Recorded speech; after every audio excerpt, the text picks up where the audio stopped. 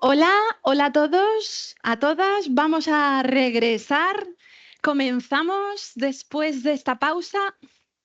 Por favor, tomar todas y todos asiento, que vamos a comenzar la mesa número 3. Vamos a hablar de éxito.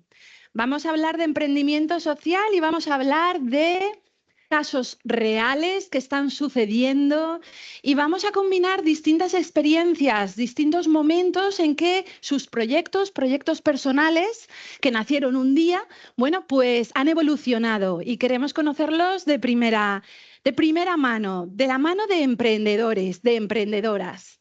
Bueno, vamos allá. En primer lugar, os voy a presentar a las ponentes y ponentes de esta mesa, a nuestros emprendedores de hoy. En primer lugar, nos encontramos con, debo decir, profesor, debo decir catedrático, debo decir ingeniero y debo decir también CEO y fundador, emprendedor, con una spin-off tecnológica, una spin-off que nace en el contexto universitario de la Universidad Politécnica de Valencia. El profesor Hermenegildo Gil Gómez, como socio fundador de la spin-off universitaria Aquisei Estudios SL, que nace en julio del 2024, es decir, hace menos de un año. Y bueno, participa la UPV como socia fundadora. Lo dejamos ahí.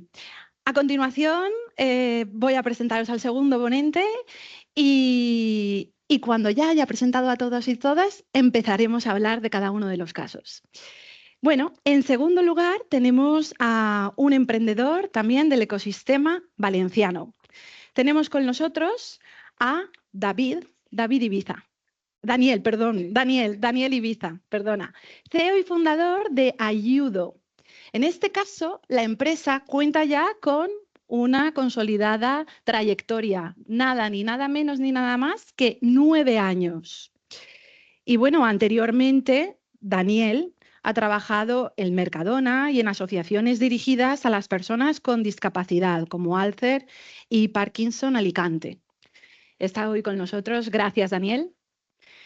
Y ahora llega el caso de dos emprendedoras, dos mujeres en distintos momentos también de desarrollo de carreras profesionales. Las dos también tienen su parte de su carrera y su desarrollo profesional vinculado a la UPV. En primer caso nos encontramos con Leticia Mariana Launet Gallas, no sé si lo digo bien, Gallas. Bueno, pues ella es CEO y fundadora de la empresa Yum Social.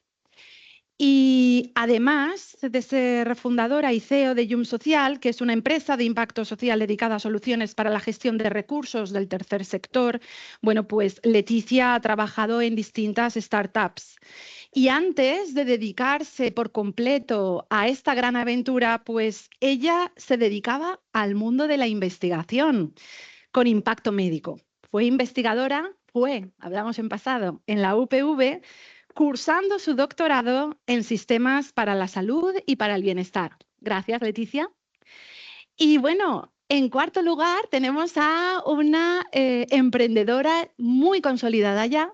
Está con nosotros María José Jimeno Furió, fundadora y CEO de Mamás en Acción. Ella es emprendedora y así como se define, emprendedora social, madre, esposa y bueno, también vinculada a la UPV, donde llevó a cabo parte de su desarrollo profesional y actualmente 100% volcada en su proyecto. Gracias a todas y todos, en primer lugar. Y yo creo que, bueno, pues queremos saber de vosotros, de vosotras, de vuestra carrera, de vuestra trayectoria, de vuestras dificultades.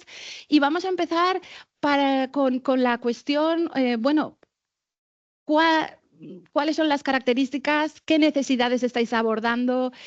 ¿Cómo fue incipiente la idea de pongo en marcha este proyecto? Contadnos, queremos saber en primera persona. ¿Quién empiezo yo? Por Empiezas ejemplo. tú, Herme. Bueno, pues buenos días a todos. Encantado de estar aquí. Muchas gracias, Elena. Gracias a ti y al equipazo, que creo que tenéis un proyecto muy interesante. Y encantado de participar en esta mesa redonda con estas jóvenes promesas, ¿eh? Yo no es que peine canas, sino ya no tengo pelo ni nada de eso. Bueno, soy un poco diferencial de ellos, pero también es una startup que estamos un año y todavía no hemos vendido nada. O sea, esa es muchas veces o a veces un poco la cosa del emprendedor. Un emprendedor no es algo fácil que vayas a montar una empresa y al día siguiente tengas ya una facturación directa, ¿vale? ¿Qué es lo que hacemos nosotros? En Aquisei nosotros sembramos juegos y cultivamos emociones. Es decir, tenemos un programa, es un serious game, que lo que hace es facilitar el aprendizaje y la educación socioemocional de los adolescentes, ¿vale? Un poco por no extenderme mucho, la historia nuestra fue, pues bueno, estamos en la universidad, yo soy catedrático de Organización de Empresas, como ha dicho Elena, en el Poli, llevamos un grupo de investigación dentro del Instituto de Automática de Investigación e Informática Industrial, dentro de la universidad, dirigido a temas de rehabilitación en salud, ¿vale? Entonces teníamos una cuestión de rehabilitación a través de software de tecnología de bajo coste, rehabilitación física y cognitiva de pacientes. Se acercó en el 2017 a nosotros la Universidad de Valencia, concretamente un grupo muy importante de psicología que trataba el tema de las emociones y, pues bueno, se acercó a nosotros para ver si podíamos integrar tecnología en lo que ellos hacían. Planteamos un proyecto de investigación nacional, con 150.000 euros de financiación pública, Emotic, y a través de ahí sacamos un juego serio que, para que lo entendáis bien, es como un videojuego, ¿no? Porque intentamos cambiar el escenario de cómo aplicar este aprendizaje y esa educación socioemocional a nuestros queridos adolescentes, ¿eh? Todos conocemos a algún adolescente. Yo tengo una hija de 15 años.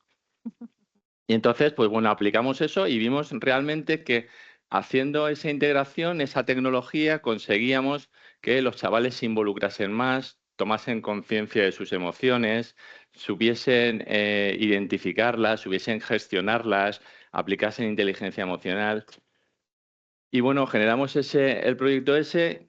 Al final recogimos en el 21 así, pues un producto tecnológico que las universidades lo que hacen es registrarlo, nos permiten que lo registremos a nosotros como investigadores y se queda ahí en un cajón, ¿vale? Entonces, ¿qué ocurre?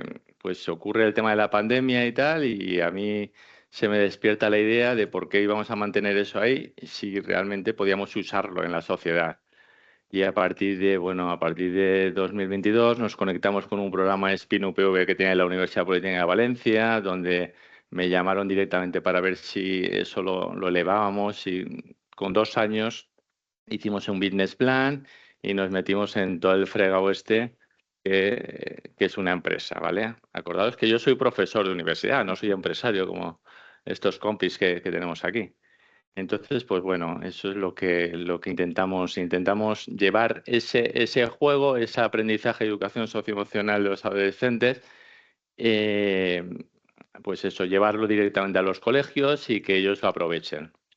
Ahora tenemos otro escenario también, que es otro programa que estamos en un plan nacional para gente universitaria. Y bueno, esto se puede llevar a muchos más segmentos de población, porque ¿quién no necesita o no ha necesitado alguna vez alguna parada y alguna gestión emocional, pues no sé, un poco más seria y dirigida? ¿Vale? Ahora luego seguimos conversando si queréis. Y no voy a Gracias. monopolizar yo y tampoco es eso. Gracias. ¿Qué? Daniel, cuéntanos. Muchas gracias, Elena, por la presentación y por la invitación. En mi caso, como bien ha dicho Elena, ya llevamos 9 años en el mercado. Nosotros somos Ayudo, cuidadores a domicilio, y damos servicio a toda España, tanto en capitales como en poblaciones pequeñas y rurales, de servicio de cuidador para las personas mayores que tienen dependencia o que están solas. Nosotros cuando empecé yo solo, tenía 24 años, yo venía de la Universidad de Alicante, había estudiado trabajo social. Y la verdad es que yo no había sido ni un gran estudiante ni un gran apasionado de lo que es el impacto social, el trabajo social. De hecho, estaba en la universidad pues más entretenido con la experiencia en sí y el estudio que buscando una carrera profesional inmediata, ¿no? Lo que sucedió después es que mi madre le detectaron cáncer de mama, el cual no superó, y cuando iba empeorando la recuperación, nos dimos cuenta de que necesitábamos de un cuidador, contratar a través de una empresa que fuera transparente, online y que fuera ágil, ¿no? A mí me generaba aprensión ir a una tienda y contarle a un desconocido mi problema, ¿no? Y entonces, a partir de ahí, fue como un poco la semilla de donde vi la necesidad, y la última conversación que tuve con ella fue enseñándole la web que me había hecho mi primo en aquel caso y diciéndole, mira, vamos a hacer quiero hacer este proyecto. Cuando ella fallece, ocurre algo también bastante positivo, que es que ella, al trabajar en Mercadona, su puesto de trabajo lo heredó. Y yo eso pues también lo vi como algo bastante positivo, porque me permitía pues mantener ingresos. Solamente tenía 24 años, mientras podía pues intentar desarrollar la idea de una manera pues más segura, ¿no? Y entonces fue cuando decidí ir a la universidad, a las agencias de desarrollo local y todo eso, y buscaba pues alternativas para las startups, emprendimientos, financiación y todo eso. Y lo que me encontré fue algo que en un principio era, para aquel Daniel de 24 años y tal, decepcionante, pero fue como la clave para construir el proyecto que hoy es en día Ayudo, que es entrar en pequeños cursos de aceleración donde me dieron formación. Formación en Lean Startup, en producto mínimo viable, en captar stakeholders y demás, ¿no? Entonces eso fue lo que me dio la base para validar la idea, y a partir de ahí muchísimo sacrificio y también me mudé a Valencia, porque Valencia nos daba, pues estaba Lanzadera, que era un lugar donde yo quería entrar, que al final conseguimos entrar también para obtener primera financiación y demás. Una aceleradora que se llama Business Booster, en la cual entramos al principio, y fue lo que nos permitió pues comenzar a trabajar y a prestar servicios sin ser sostenibles todavía, pero como digo, validando la idea y poniendo a Ayudo en el mercado. También vimos que habían otras startups e iniciativas que habían salido en Barcelona, en Madrid y también en Valencia, y entonces vimos también que había, pues oye, había un mercado en el cual competir, ¿no? Y a partir del primer año pues ya éramos 8 empleados, facturábamos como 10.000 euros al mes y tal. Rescataría ya para terminar en la primera ponencia, que han dicho que el 90% de las startups perecen en los primeros 3 años o así. Y es que es absolutamente normal, porque yo, por ejemplo, antes de obtener mi primer salario, creo que pagué 5 veces impuestos de IVA y demás. Y luego, cuando en el año 8, que ya llevábamos pagados 12.000 euros en el primer año, cuando en el año 8 o 7 lanzamos, porque constituimos la empresa también en el Reino Unido, vimos que allí habían iniciativas como que los 90.000 euros primeros que facturabas, pues no tenías impuestos, ¿no? Y decíamos, joder, porque aquí en España no es así, lo que nos hubiera ayudado por aquel entonces. Entonces te das cuenta de lo injusto que es que tú estás ahí haciendo ese sacrificio al principio, y realmente, pues primero hay otro tipo de requisitos o de barreras antes de poder hacer sostenible el proyecto y tal, ¿no? Entonces es tremendamente complicado equilibrar todo eso, además de la búsqueda de financiación, que es algo también súper clave, y nosotros lo vivimos en primer lugar. Sí. Muchísimas gracias, Daniel. Continuaremos hablando de las barreras. Y ahora tu turno, Leticia, cuéntanos. Sí, gracias.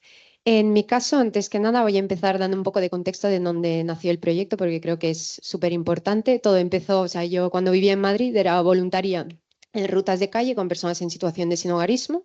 Las rutas de calle básicamente es, pues, das vueltas por la ciudad siguiendo el mismo recorrido cada semana. Entonces te encuentras con las mismas personas, llegas a conectar con las personas que están en esa situación. A veces hay caras nuevas, caras diferentes, etcétera.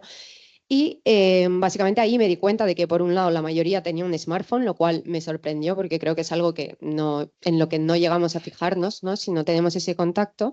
Y por otro lado, que realmente como personas voluntarias llevábamos un papelito con información sobre pues dónde podíamos orientarles en caso de tener pues, una duda o necesitar algo específico. Y esas hojas pues realmente quedaban desactualizadas súper rápido, no estaban bien centralizadas, o sea que no había forma muy clara de acercarles esa información, ¿no? Entonces, de ahí nació el proyecto en su punto inicial, que era una aplicación para personas en situación de sinhogarismo para básicamente acercarles toda esa información y darles acceso a recursos comunitarios, etcétera. Todo nació desde ahí. Y a raíz de eso, pues al principio era simplemente una idea en paralelo a mi trabajo y tal, pero presentándome a concursos, con Cruz Roja pudimos ganar un premio de tecnología humanitaria, lo cual nos llevó a colaborar más allá con Cruz Roja, porque ahí nos dimos cuenta de que eso no era solo una pequeña idea que podía ser útil a lo mejor, sino que había más necesidad, ¿no? Incluso con una entidad como Cruz Roja, que al final quiso empujar el proyecto e incluso contratarlo para poder pues, llevar a cabo ese proceso de pues, llevar la información más cerca, etcétera. Y a raíz de ahí, o sea, eso era el proyecto al inicio, pero a raíz de ahí nos pusimos a investigar más, ¿no? Porque ya no solo era una pequeña aplicación para ayudar a personas en situación de exclusión social, ¿no? Que también teníamos que llevar esa parte de colaboración con entidades más grandes, etcétera, y ver cómo podíamos llevarlo a más entidades que no sean solo Cruz Roja. Y entonces, hablando con más entidades, ONGs de todo tamaño, servicios sociales, etcétera, nos dimos cuenta de que realmente este problema, desafortunadamente, no solo era a nivel de, pues, individual, ¿no? De las personas en situación de exclusión social, sino más bien a nivel sistémico. Es decir, si la información no les llegaba, era porque desde arriba, como comentaban en la mesa de antes también, ¿no? Esa falta a veces de coordinación o que estaba pues todo fragmentado. Entonces, ¿cómo puede la información llegar de forma actualizada si hablas con una entidad social y a veces, como decían desde Cáritas en Valencia, ¿no? Que se enteran 2 semanas después de que han abierto un recurso temporal en Valencia para la ola de calor? Entonces, ¿cómo pueden recibir esa información si realmente las propias entidades luchan para conseguir pues, ese trabajo en red realmente eficiente?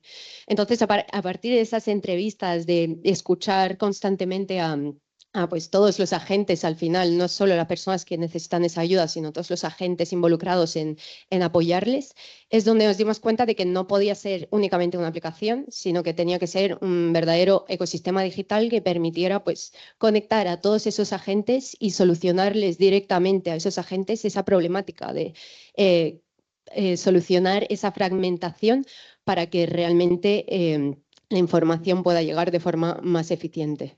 Eso es un poco lo que hacemos. Y en una frase, básicamente, porque ha sido una chapa, en una frase resumido es, buscamos ayudar a visibilizar, coordinar y gestionar todos esos recursos sociales para las entidades que trabajan con personas en situación de sinhogarismo y con personas recién llegadas a España. Muchísimas gracias, Leticia. Bueno, y pues, damos... ay, perdón, No. Elena, María aquí la José, confianza. la confianza. Nada, gracias. Te iba a decir gracias por invitarme. A mí me hace mucha ilusión estar aquí y estar en la UPV, que yo siento que sigue siendo mi casa. Y nada, yo tenía un trabajo estupendo, tenía un trabajo maravilloso y trabajaba a un horario buenísimo, un sueldo de dirección. Y de repente, pues la vida me pone en una situación en la que un día me encuentro en un hospital, en una puerta abierta, había un niño pequeño, no tenía ni 2 años y estaba solo. Y a mí me llamó mucho la atención, empecé a mirar así por el pasillo, digo, aquí no hay nadie, aquí no hay nadie. Me acerco a control de enfermería y les digo, oiga, mire, es que aquí hay un niño que está solo. Y me dicen, sí. Y yo, ¿cómo que sí? Sí, es que este niño no tiene padres. Pero oiga, ¿con qué normalidad me está diciendo usted que este niño no tiene padres? No, es que los niños que no tienen padres, cuando están enfermos, están solos en el hospital. Les ponemos en unas habitaciones cerca del control de enfermería, la puerta está abierta porque así les damos un ojo, pero claro, nosotros no podemos estar ahí.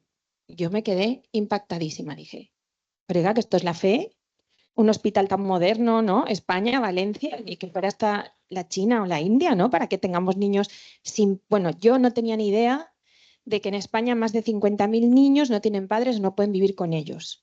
Niños de kilómetro cero, por si alguien está pensando que es un problema como más reciente, ¿no? Por los temas de inmigración. No, niños de kilómetro cero, aquí en Valencia tenemos más de 5.000, en Madrid hay más de 8.000, o sea, así, hasta más de 51.000 en España. ¿Qué pasa con estos niños? Que cuando se ponen enfermos y tienen que estar hospitalizados, pues la falta de recursos hace que estén solos.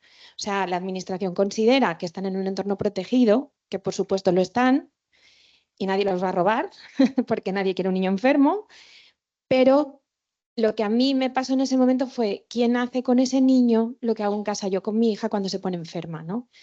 Yo creo que casualmente, porque luego aprendí que nada es casual, ese niño tenía la edad de mi hija, no tenía ni 2 años. Entonces llegaba a casa, cogía a mi hija en brazos y no me podía quitar de la cabeza que el niño, yo pensaba, ¿pero qué tendrá? ¿Pero qué le pasará? Para que nadie esté allí con él, ¿no? Quien le achucha, quien le calma, quien le da el biberón. Yo como madre estaba convencida que cuando mis hijos se ponen enfermos, lo primero es el achuchón de mamá y no pasa nada, no te preocupes, los meto en mi cama y luego ya actúa la piretal. Pero yo no tenía tan claro que si yo le enchufaba la piretal a mi hija y no había ese cariñito, las cosas fueran igual. Así que nada, yo le dije a esta señora en la FE, oiga, mire, yo me puedo quedar. Yo me puedo quedar ahora, esta noche, mañana, cuando usted me diga, me dice, oye, pues nos viene súper bien. Digo, oye, pues mire, dígame cómo lo hago. Me dice, pero ¿tú a qué colectivo perteneces? Digo, no, yo a ninguno. Yo soy una madre normal que me acabo de ver esto y la verdad estoy muy impactada. Me dice, ah, pues qué pena, tú a título personal aquí no puedes estar. O sea, yo creo que en mi vida me he enfadado más con el mundo. Y me entró una rabia con los años, las formaciones, ¿no? Las aceleraciones, estas donde hemos aprendido tanto. He aprendido que es como la rabia del emprendedor, el enfado desde el que nace todo. Yo en aquel tiempo no tenía ni idea, pero yo me enfadé muchísimo, porque yo quería ayudar, yo podía y no me dejaban. Hoy en día entiendo que lo hicieron súper bien, porque ¿quién dice que tú eres de fiar para que te dejemos a solas en una habitación con un menor? Pero yo no tenía una visión de emprendedora, yo no tenía una visión del sistema, yo tenía una visión de madre, veía a un niño desprotegido y lo único que quería era ayudar. Así que volví a la FE. Ya la cosa se puso seria, casi tienen que llamar a seguridad porque era la pesada que venía a preguntar por qué el niño estaba solo y entendí que ya no había que volver más, entré en una crisis personal dura, ¿no? No entiendo, no lo entiendo. Además yo trabajaba en emprendimiento, con lo cual veía proyectos maravillosos. Recuerdo que le dimos un premio a una asociación que se llamaban Fotógrafos en Acción, que eran maravillosos, pero yo estaba en esa gala y yo decía, no puedo entender que existan fotógrafos en acción y no exista madres en acción. O sea, aquí hay algo que no está resuelto, ¿no? Así que peleé muchísimo contra mí misma porque, claro, si vas a emprender y estás en la UPV, pues que sea una startup molona y si puede ser que te forres, ¿no? Es de ser muy tonta emprender una ONG, pues yo, aquí. A mí me ha hecho mucha gracia porque dice Hermenegildo, llevamos 1 año y aún no hemos vendido nada. Pues yo llevo 12 y aún no he vendido nada tampoco. Así que no pasa nada. Se puede vivir mal, pero se puede vivir. No. ¿Por qué digo esto? Pues porque Mamás en Acción empezó en Valencia, pues lo primero que fui cuando ya tomé conciencia, ¿no? Y también amenazada por mi marido, no os voy a negar, era o te callas ya y avanzas o haces algo, pero ya se acabaron las quejas en casa, estás insoportable y aquí ya no se puede vivir. Y dije, bueno, pues igual sí tengo que hacer algo. Así que un día fui a la administración y dije, hola, buen día, vengo a crear una fundación. Muy bien, los estatutos. Y yo, ay, no lo he traído. Voy a ver qué hace falta, porque claro, yo de emprender sabía algo que no sabes nada hasta que te pones, o sea, nada. Pero yo de ONGs no tenía ni idea. Entonces digo, bueno, ¿y qué más? Y me dice, el depósito de los 30.000 euros. Yo, ¿cómo? Sí, para montar una fundación tienes que dejar un depósito de 30.000 euros que ya os adelanto que si cierras nunca los vas a recuperar. Y digo, oiga, pero otro enfado. O sea, yo cada vez estaba más enfadada con el mundo, pero tú te puedes creer, ni lo arreglan ni dejan que nadie lo arregle. ¿Quién va a poner 30.000 euros para cuidar a niños enfermos en el hospital? Bueno, al final alguien me dijo, mira, Majo, hay una solución y es una asociación. Una asociación, 4 firmas, 40 euros de tasas y además esto pagué yo. 40 euros, pues vamos a ponernos en marcha. Claro, cuando vienes de 30.000 dices, pues hay un camino. Así que con 4 amigas, las más cercanas y también las más imprudentes, pues les dije, oye, hay niños enfermos. Algunas me decían, tía, tú estás mal del CAP, pero ¿eso cómo va a pasar? Y otras me decían, ¿y qué vas a hacer? Y yo, pues mira, si tú me firmas, igual podemos empezar. Así de precario empezó Mamás en Acción en el 2013 y así de precario sigue hoy. O sea, es que no lo hacemos mejor, ni somos mejores, ni tenemos nada más. Pero lo que empezó aquí en Valencia en 2013 en el Hospital La Fe con un niño, pues hoy en día es una organización que está en 53 hospitales de toda España, estamos en 11 ciudades, estamos en Valencia, en Barcelona, en Madrid, en Murcia, en Sevilla, en Bilbao, en Zaragoza, en Huelva, en Las Palmas. Tenemos una comunidad de más de 3.000 voluntarios que hace Mamás en Acción, acompañar a los pies de las camitas a todos los niños que no tienen padres o no pueden vivir con ellos cuando están hospitalizados. Niños de 0 a 18 años, que es cuando dejan el sistema de protección de la infancia. Acompañamos 3 perfiles de niños. El primero son los niños maltratados, niños que sufren maltrato doméstico en el hogar. El Ministerio dice que hay 30.000 denuncias al año por maltrato infantil. Yo puedo dar fe porque es un perfil muy recurrente que tenemos en todas las ciudades. Estos niños sí tienen familia, pero evidentemente el juez impide que nadie se acerque a ellos para no manipularles las versiones o para no acceder a datos médicos que puedan utilizar. Con lo cual estos niños volverán a tener un futuro, una familia o irán a un centro al alta, ¿no? Pero durante esa estancia no son de nadie en el sistema. Están en un entorno protegido, pero puede ser un bebé de 2 meses con un derrame cerebral por un síndrome del zarandeo, puede ser una niña abusada, puede ser un niño de 7 años al que tu padre te ha pegado una paliza y has perdido hasta un ojo, o sea, y podemos estar una semana o podemos cumplir un año en el hospital y enseñar a un niño a andar en una habitación y a comer y a hablar.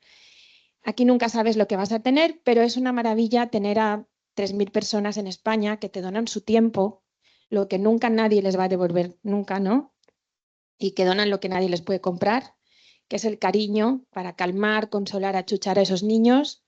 Hacemos turnos de 24 horas, o sea, nunca les dejamos solos, las noches son completas, el voluntario que duerme allí entra a las 10, sale a las 8 de la mañana y así poquito a poquito pues seguimos trabajando con un único objetivo y es que Mamás en Acción solo tiene un programa y trabaja para conseguir ni un niño solo.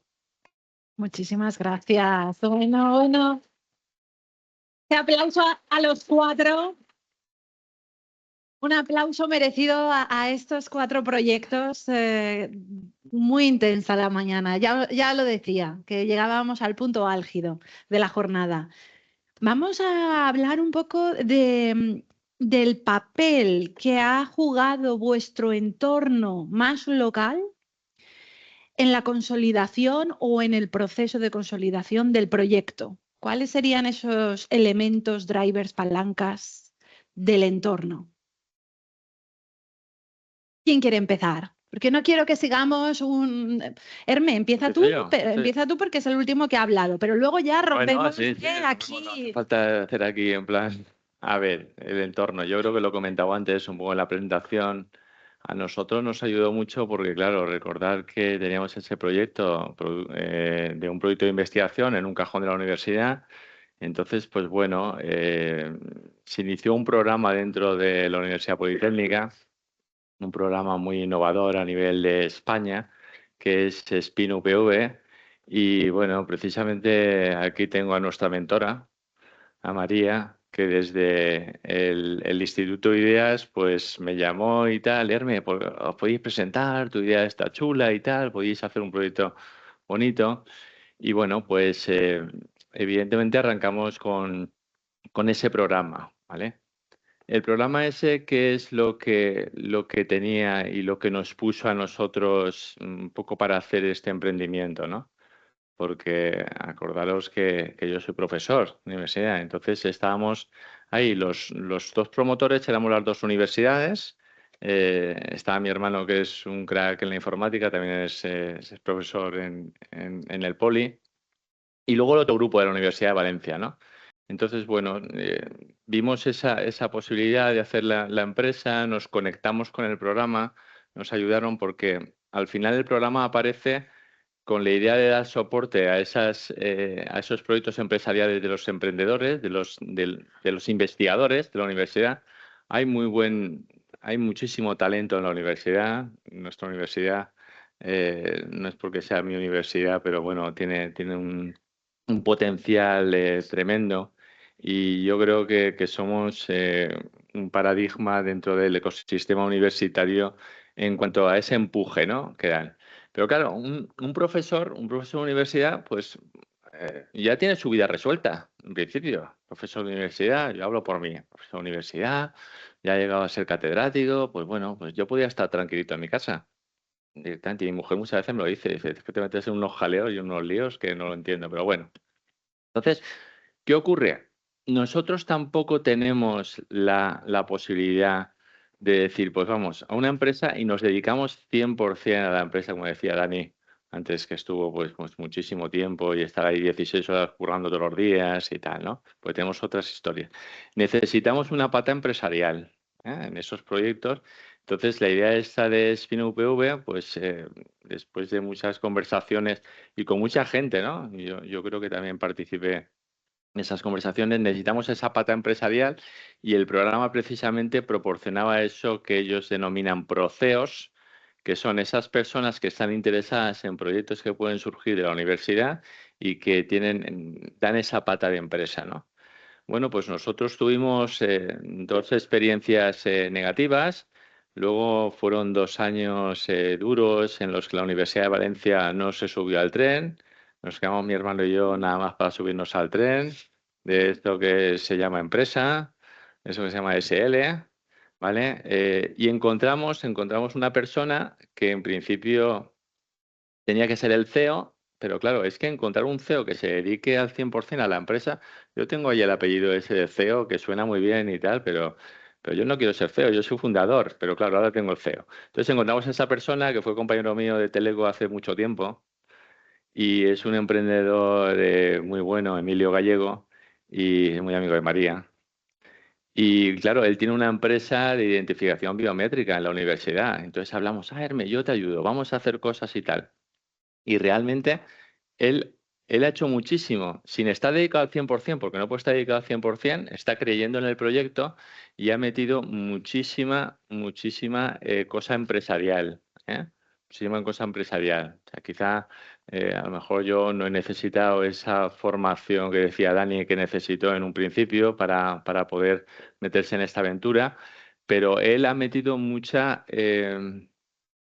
cuadrícula alemana. O sea, Emilio es un personaje particular que es muy alemán y él tiene que tener, no, hay que tener este programa de contabilidad para tener estas previsiones, Herme. Y tú tienes que tener una previsión a 12 meses para saber cómo va el tema de la financiación y tal y cual. Y claro, pues es complicado. El 5 de agosto estábamos firmando un crédito de 35.000 euros.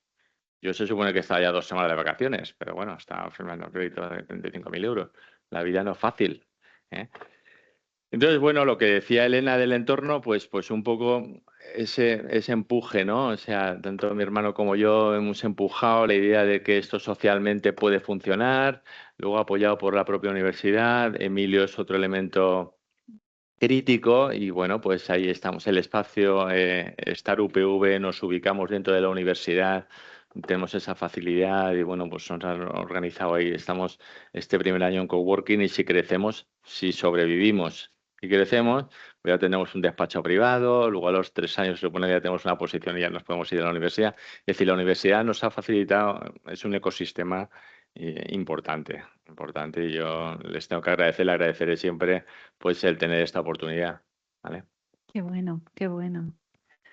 Pues, Leticia, cuéntanos tú un poco por orden quizás hasta de madurez, ¿no? Yo creo que el proyecto de Hermes es el más incipiente, yo creo que el tuyo es el siguiente, el de Dani el tercero y Mariajo la última. Sí, cuéntanos. Sí, a ver, creo que al principio no era, para mí al menos no era o sea, no era posible emprender, sobre todo en ese sector, pero es verdad que creo que por eso siempre digo que son súper importantes, ¿no? Los referentes en general, o sea, he tenido la suerte de estar en startups de impacto social antes, e incluso en mi propio grupo de investigación en la UPV, ¿no? O sea, ya habíamos a raíz de todos los concursos de ideas UPV y tal, ya nos habíamos presentado desde el grupo de investigación para otros proyectos, ¿no? En ese caso de tecnología en la salud mental.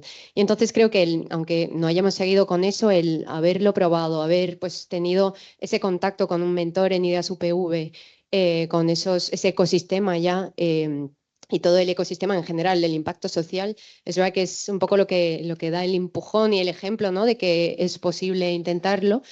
Y, y sobre todo, pues al final, por eso creo que los concursos y premios son súper interesantes, como decía Alberto antes, a nivel de demostrar que pues vas por el buen camino, ¿no? Y sobre todo en mi caso fue con Cruz Roja Española, ver que una entidad de esta envergadura, ¿no? Le viera potencial y tal, pues ahí fue un poco el empujón que me ayudó a ver que realmente igual tenía potencial ese proyecto, ¿no? Y luego de la mano de Ideas UPV, de Julián, que es un mentor muy top, que creo que muchísimos de la UPV lo conocemos o nos habrá llevado, seguro. Ver que pues es que sabe muchísimas cosas y poder que alguien te pueda orientar, ¿no? Toca esa puerta, estos premios que existen, etcétera. Y luego es verdad que algo que vamos aprendiendo sobre la marcha también, es verdad que al principio creo que cuando pues no tienes mucha confianza en el proyecto, aunque pues es súper importante que las personas alrededor de ti pues te apoyen y todo, creo que vas cogiendo confianza y llamando a puerta fría, ¿no? Tanto, me acuerdo incluso de Alberto de Adopta un Abuelo, me acuerdo de estar contactándolo varias veces hasta que me diera una mentoría. Y entonces son esas pequeñas cosas que al final no tener miedo a pues molestar, entre comillas, y a buscar esos referentes que al final pues igual no te ayuda, pero te abre una puerta a otra persona u otra entidad que al final vas a hablar y te va a llevar a otro camino o a otro potencial colaborador y todo. Entonces, creo que realmente el entorno, como decían también en la mesa anterior, colaborar y coordinarse, hacer uso de esas redes, ¿no? De emprendimiento, pero también de impacto social, de impacto medioambiental es súper importante y creo que sin eso es difícil seguir. Y lo he visto, o sea, ha sido un antes y un después para mí entrar en el ecosistema del emprendimiento en general y encontrar pues, comunidades de impacto social también, pero entrar, por ejemplo, en Lanzadera en marzo, pues tener toda esa comunidad de personas con valores más o menos similares, pero que al final son personas que pasan por lo mismo y que te pueden apoyar y que están dispuestas a ayudarte. Es verdad que cuando emprendes sola hay muchos días que es difícil seguir o que dudas, por supuesto, y sobre todo al principio, ¿no? Pero por eso creo que es súper importante esa comunidad y es un antes y un después. Gracias, Leticia. Daniel, tu turno. Cuéntanos. Pues yo separaría lo que es el entorno informal de lo que es el entorno formal, ya que, bueno, el entorno informal actúa por lo general más como un observador, un acompañante, un apoyo emocional. Ahí cada uno, pues con nuestros familiares, amigos y demás, pues hemos obtenido más apoyo, más reconocimiento o menos. Yo en mi caso particular sí que tuve un par de amigos que se metieron de lleno a trabajar en el proyecto cuando todavía no era una realidad. Es decir, que yo estoy súper agradecido a la participación del entorno, que en ese momento creyeron en mí y me acompañaron. Y luego, como ya había comentado antes, en cuanto al entorno formal, pues yo creo que uno que acaba de estudiar en la universidad, pues acude a la universidad o acude a la agencia de desarrollo local de su pueblo, que yo en mi caso, pues soy de Alcoy, ¿no? Y entre más o menos éxitos, pues acudes o empalmas esa reunión con algún programa formativo. El mío era el Youth, que luego pasó a llamarse Explorer, que era del Santander. Luego también con Fundeum, las aceleradoras de Valencia, cuando ya terminé por mudarme aquí a Valencia con Business Booster, y a mí particularmente me hacía especial ilusión pues también entrar en Lanzadera, ¿no? Por el tema de la vinculación a Mercadona que había tenido y también por obtener esa formación en liderazgo y gestión de equipos que tanto hace falta, sobre todo cuando ya has superado los retos de emprendimiento, de afianzar el proyecto. Luego viene un reto que diría que es casi más de un desafío mayor, que es el de liderar y gestionar equipos, que también es extremadamente complejo y subjetivo también. Y gracias a esas entidades y al entorno formal, pues ayuda eso y lo que es.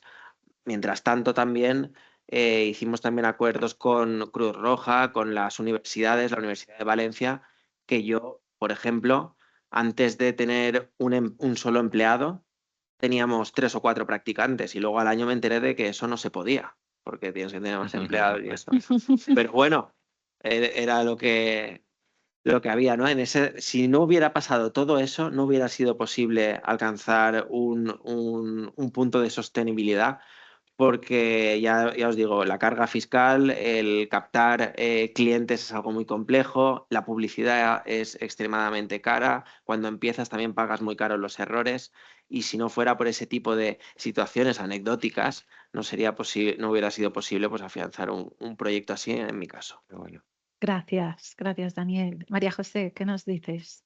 Pues yo creo que mirando a través de todos los años y tal, pues mis palancas siempre han sido mi familia, o sea, mi entorno más cercano, porque cuando yo decido dar un paso también es un poco porque mucha gente que a mí me sorprendió, claro, yo empecé a contar esto, era monotema, donde yo iba contaba, yo, ¿tú sabes que niños enfermos y solos? A todo el mundo. Entonces había gente que ya no me hablaba y había gente que me decía, ¿cómo te puedo ayudar?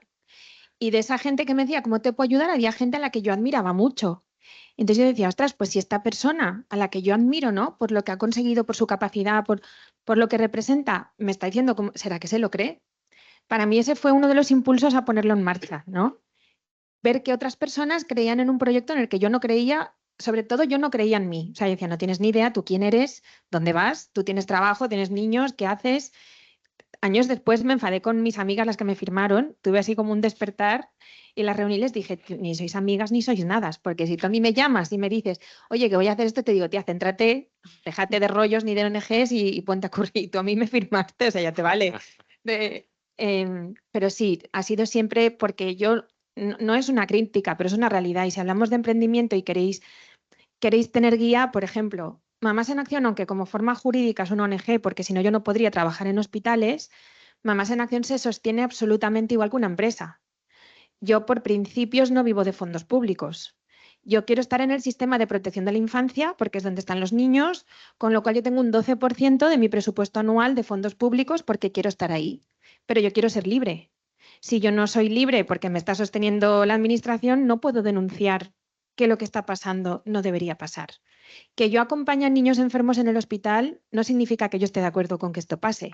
De hecho, yo trabajo para desaparecer, aunque parezca una tontería, pero toda mi incidencia política, las veces que me reúno, o sea, y no pasa nada, mira, porque es que ya hasta tenemos confianza, pero yo el mes de agosto me lo he pasado discutiendo y nos hemos dicho cosas ya muy gordas con Angélica Su, que es la directora general de Infancia en la Comunidad Valenciana. Y que os digo que es una señora de los pies a la cabeza y que es muy buena profesional, pero no nos encontramos. Entonces, si ella me sostuviera, yo cómo le voy a decir a Angélica, esto no está bien, ¿no? ¿Por qué cuento esto? Porque entonces yo tengo que ser capaz de sacar el presupuesto que necesito para crecer hacia donde yo quiero. Si yo quiero estar en todos los hospitales de referencia infantiles de España para que no haya niños enfermos y solos, yo tengo que ser como una empresa y decir, vale, yo ahora voy a abrir en septiembre Mallorca, luego tenemos Navarra y Oviedo. ¿Cuánto me cuesta a mí llegar a estos hospitales? Los seguros sociales, los impuestos, si tengo que contratar a alguien, lo que sea, 50.000. Como yo levanto 50.000 para poder llegar ahí. Entonces yo trabajo como una empresa tal cual y no tengo un modelo de negocio. Es que sigo sin tener un modelo de negocio. O sea, aunque parezca... La gente cuando descubre Mamás en Acción se enamora del proyecto, yo me siento muy agradecida y todo el mundo dice, ¿cómo te puedo ayudar? Yo quiero ser voluntario. Y es genial, pero tengo que cerrar las convocatorias porque al final en España habría más voluntarios que niños para acompañar. Y cómo yo convierto a esas personas que se han enamorado de Mamás en Acción, que quieren ir al hospital, a que se hagan donantes. Pues no es fácil, porque la gente te dice, yo quiero acompañar, no, yo no. Y para acompañar a niños, ¿porque tengo que pagar?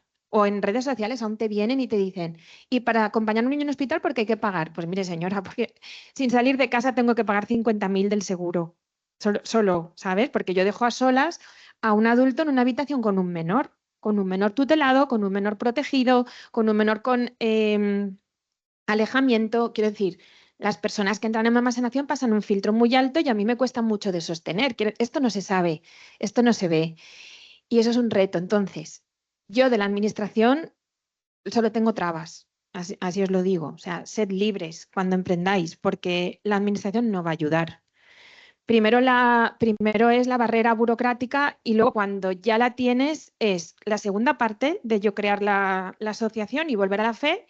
Mire, ya tengo el colectivo que usted me pedía y me dicen, vale, ¿y a ti quién te avala? Pero oiga, si usted sabe que yo me acabo de crear, si usted me ha dicho, ya, pero tú tienes que tener un aval. Uy, ¿y ahora qué hago? ¿No? Y después de lo del aval es más cosas. Luego es que no te puede donar la gente porque no se lo pueden desgravar, porque como no eres fundación, son retos. Entonces, ¿quién hace que tú permanezcas? Tu entorno. A mí mi entorno. O sea, yo en 2021 tuve una crisis muy gorda por primera vez. No sé si me estoy alargando, ¿lo paso? ¿Lo cuento luego o qué? No, cuéntalo. Bueno, es que esto viene porque, perdón, esto viene porque en la pandemia, el 13 de marzo, a todas las instituciones y ONGs que trabajábamos en hospitales, claro, nos sacaron de los hospitales porque era ilegal en estado de alerta estar allí. El 20 de abril, cuando todavía estábamos todos en casa con 3 mascarillas y abríamos así para ir a Mercadona, me llaman del ministerio y me dicen que vuelva al hospital porque hay muchos niños solos en los pasillos. Ya sabéis lo que pasaba, ¿no? Niños que morían solos y que por favor, que volviéramos al hospital. Y dije, pero yo, ¿cómo voy a sacar a padres y madres de familia de sus casas y meterlos en el foco del problema? O sea, yo me muero, o sea, os lo estoy contando y aún...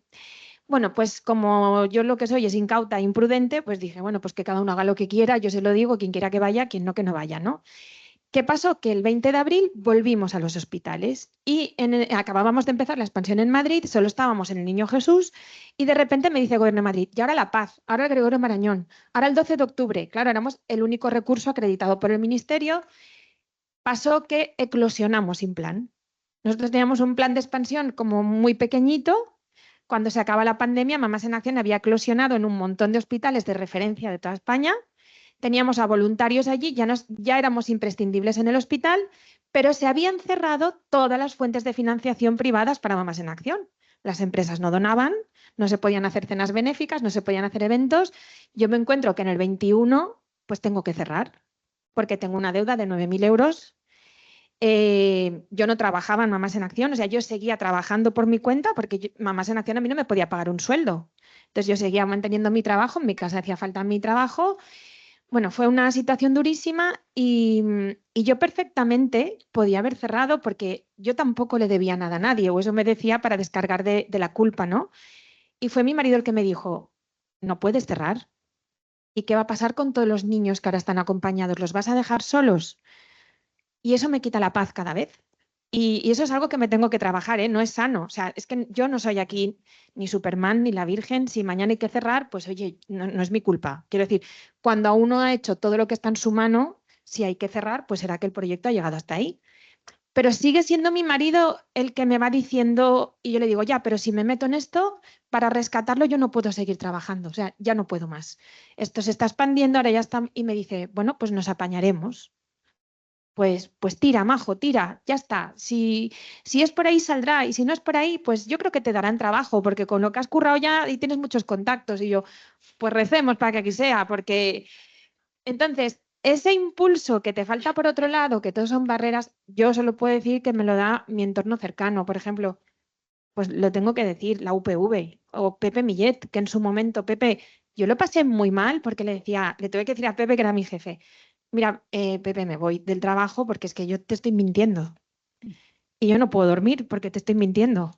Y me dijo que, digo, es que la mitad de mi mañana aquí estoy resolviendo mierdis del hospital, pero es que no tengo gerente, como tú, ni tengo coordinadora, es que ¿cómo lo hago?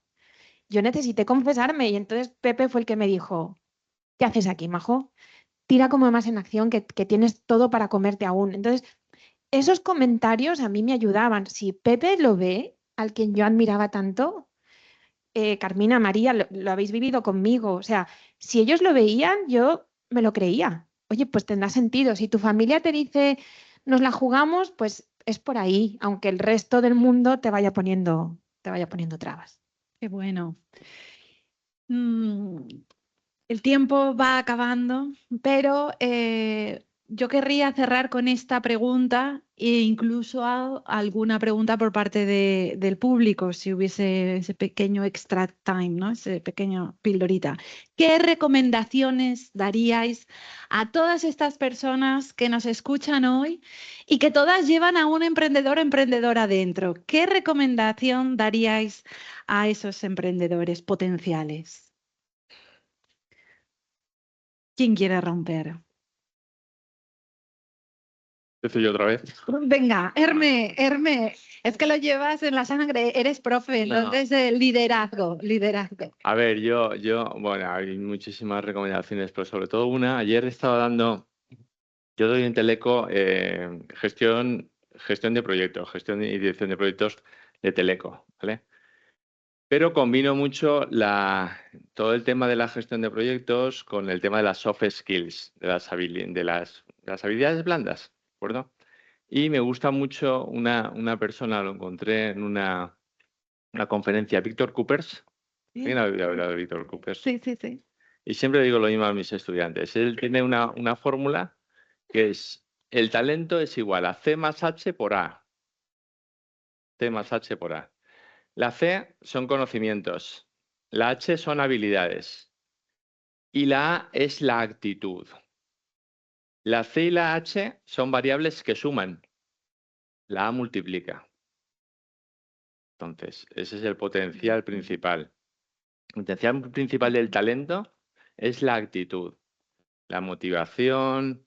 Después, pues bueno, las habilidades y el conocimiento ya se supone que los tenéis o se pueden conseguir, pero la actitud muchas veces, como decía Majo, es complicadísima. O sea, porque tú puedes arrancar con una ilusión espectacular, con una actitud de comerse el mundo, de vamos tal cual, pero luego pues tienes momentos que son duros, que son duros, que son de pararte, y por mucho equilibrio emocional que parece que tengamos, que no lo tenemos tanto.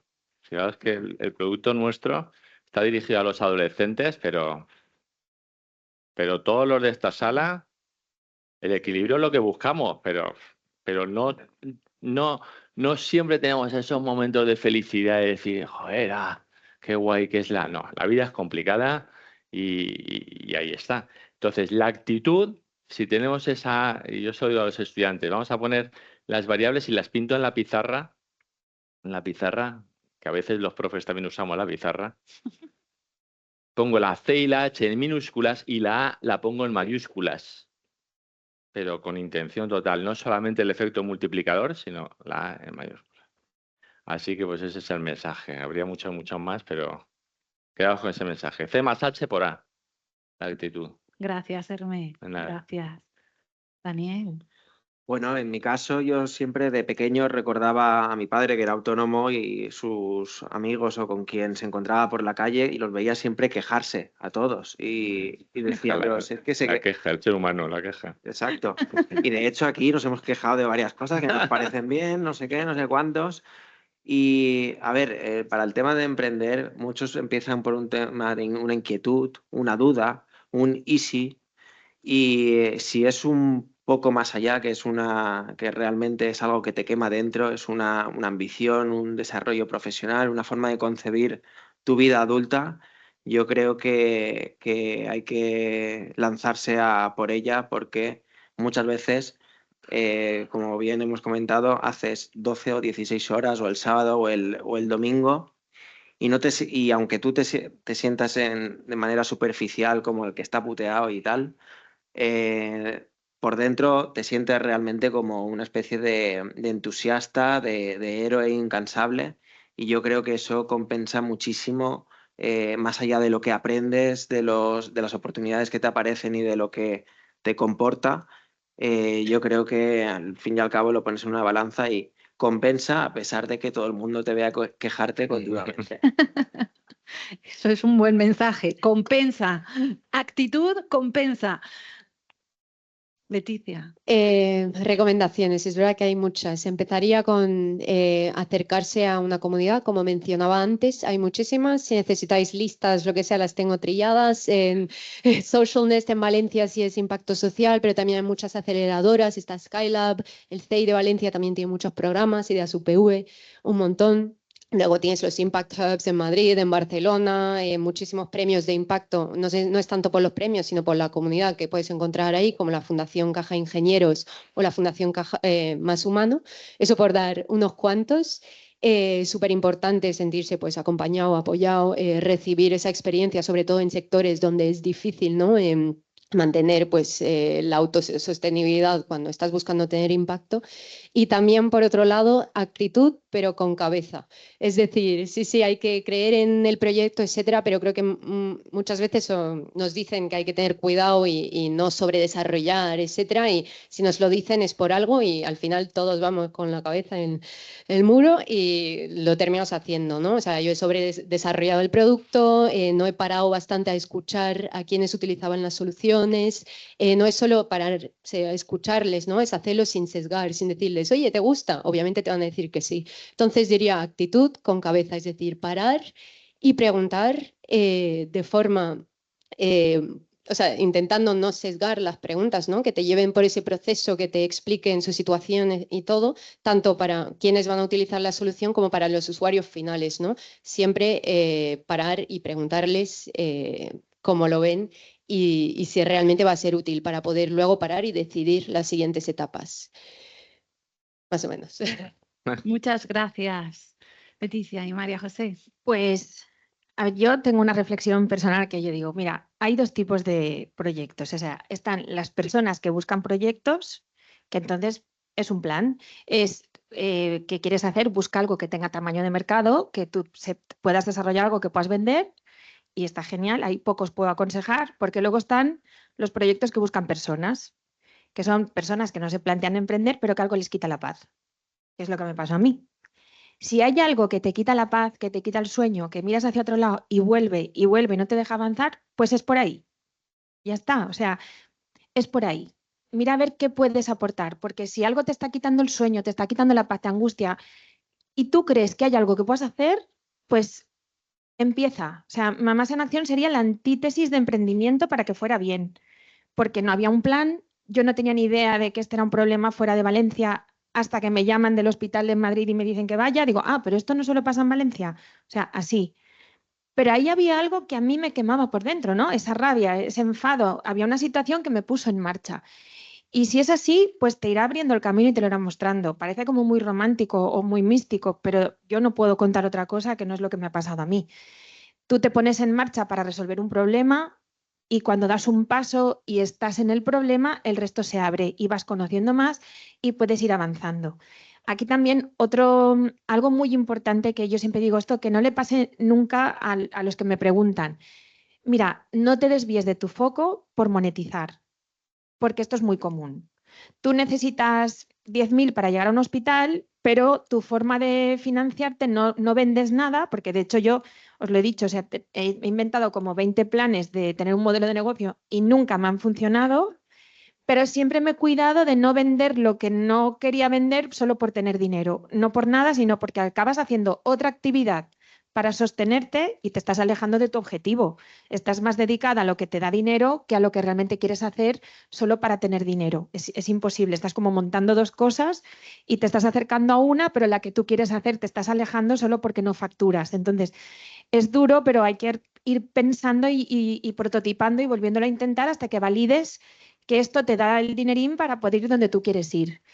Y luego también lo más importante, no todo el mundo lo tiene que ver. Hay cosas que no se explican, que las vas a vender y no se las van a creer. Si tú lo ves, si tú lo tienes claro, tira. Porque yo veo ni un niño solo. Lo veo tan fácil. Es más, es que veo tan fácil resolver el problema de raíz. Ahí son mis conversaciones, ¿no? Con las consejerías. O sea, ellos no lo ven, pero yo estoy segura de que se puede hacer. No sé si yo lo veré o si lo arreglará alguien algún día, ¿no? Pero, por ejemplo, de la misma forma, tú dile a alguien que ponga en marcha un proyecto y que vaya a venderse a hospitales públicos, donde tienes que firmar convenios con las consejerías, con el gobierno regional de cada comunidad autónoma que no te quiere, porque vienes a denunciar que ellos no lo están haciendo bien y te los firman. ¿Eso cómo se come? No se come, o sea, eso es imposible. Si yo pensara, voy a montar una ONG para acabar con la soledad no deseada de todos los niños en España, imposible, no te firman ni un convenio. Pero yo lo veía, no sé por qué, yo lo veo, tú lo ves, aunque no se explique, tú tira, permanece, que ya te digo yo que el proyecto se abrirá. O sea, que confiad en vuestra visión, confiad en eso que os mueve, que os pone en marcha y vuestra intuición. Yo ahora mismo estoy en una crisis importante en Mamás en Acción, porque no sé por dónde es, por un tema muy intrínseco, pero yo sé por dónde no es. O sea, yo no sé por dónde es, pero por ahí no. Entonces me hacen propuestas y no lo veo, mira, no lo puedo explicar, pero por ahí no es. Pues ya está, tú no lo ves, no vayas, porque mis aprendizajes en estos años, aunque cuando no lo he visto, pero he probado y no era por ahí, me he llevado un aprendizaje gordo, porque ya sabéis que nunca se pierde, a veces se gana y otras se aprende, pues yo he aprendido mucho. Así que nada, haced caso a vuestra intuición y si tú lo ves, no tiene por qué verlo todo el mundo, ¿sabes? Y no os convirtáis en lo que la gente quiere que seáis. Y esto a mí me ha pasado muchas veces factura. Yo en mi oficina solo tengo un cartel, en mi pizarra escrita así, no somos croquetas. No puedo gustar a todo el mundo y está bien. No puedo ir a que todo el mundo me alabe, no puedo ir a, porque incluso haciendo algo bueno, te caen las críticas, te cae y pues oye, a veces pues sí, pues lloras, no lo voy a negar. Si lloro hablando con Carmina y fuera porque me emociono de verla, pues no lloraré yo cuando me viene un problema. Pero oye, tú lo ves, pues tira ya veremos por dónde sale. Gracias a los 4. Yo creo que un fuerte aplauso para concluir e invitar al público a que posteriormente durante la comida de networking podamos seguir conociendo esos proyectos y que son apasionantes. Muchísimas gracias porque sé que habéis hecho un gran esfuerzo. Otro aplauso, otro aplauso. Gracias. Y damos comienzo a la 4ª sesión.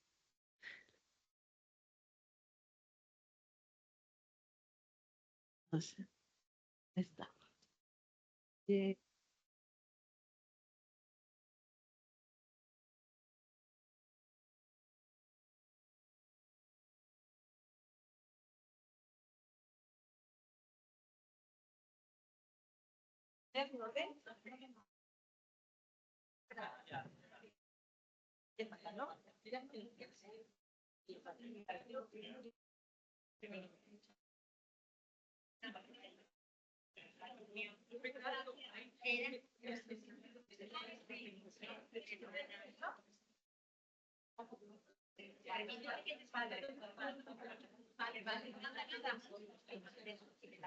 Elena.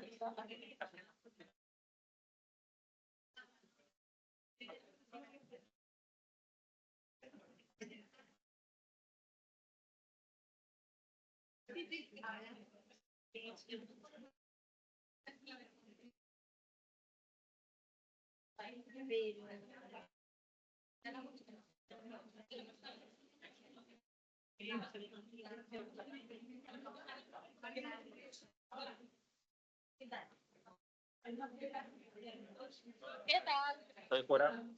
Sí, me ha dicho Carmina. Por la... Has venido bien, no te preocupes.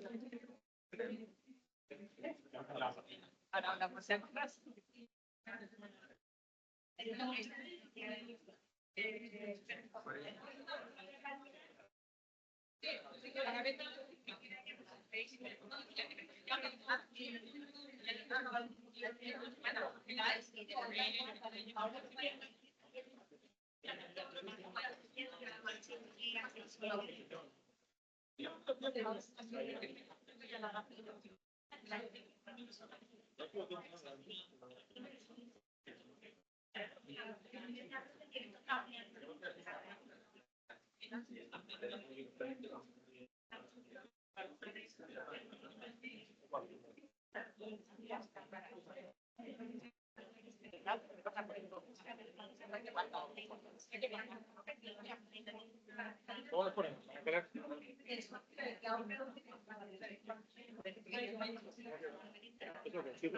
Sí, pues no, sí,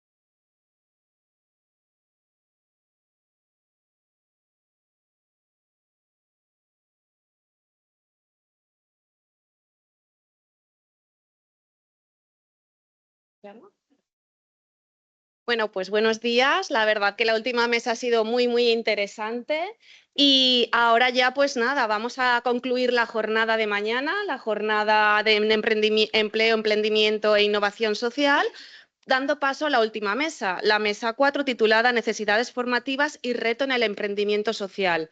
Sabéis que esta jornada está enmarcada bajo el proyecto Erasmus+ Pathfinder.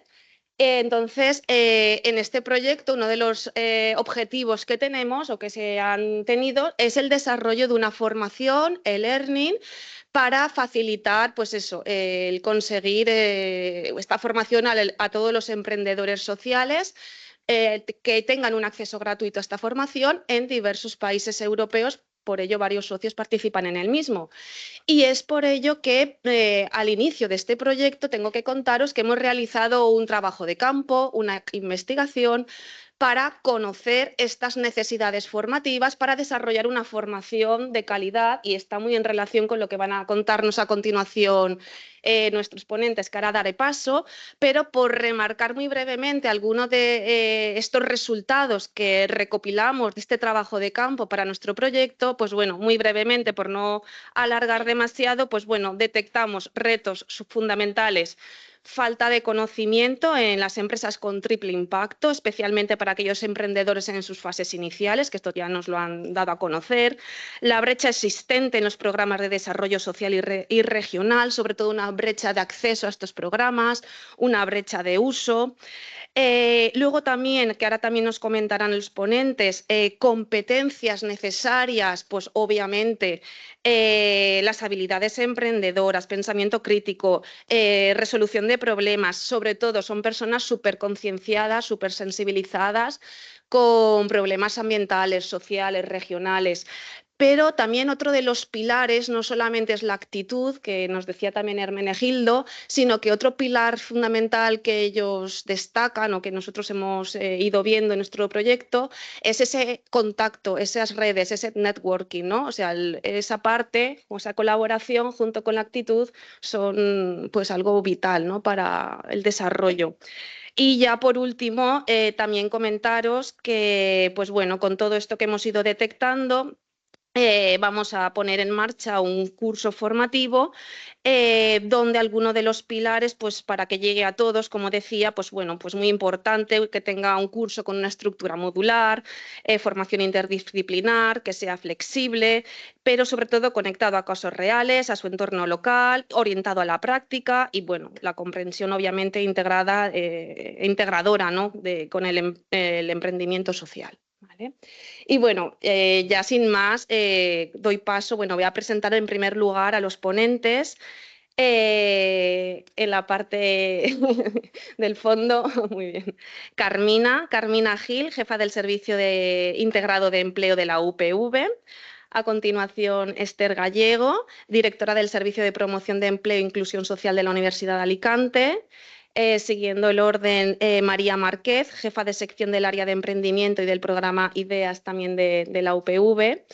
A continuación también de la casa, ¿no?, Roberto Romero, jefe de sección del Centro de Formación Permanente.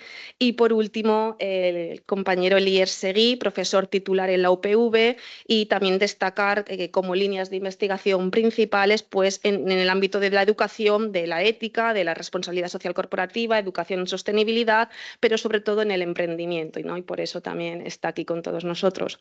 Entonces, bueno, pasamos a la primera cuestión que teníamos planteada, ¿no?, para esta mesa de necesidades formativas e emprendimiento social. La primera pregunta sería ¿qué competencias son las más valoradas en estos momentos por parte de la empresa, ¿no? del entorno del mercado laboral? Entonces, le voy a dar paso a Esther.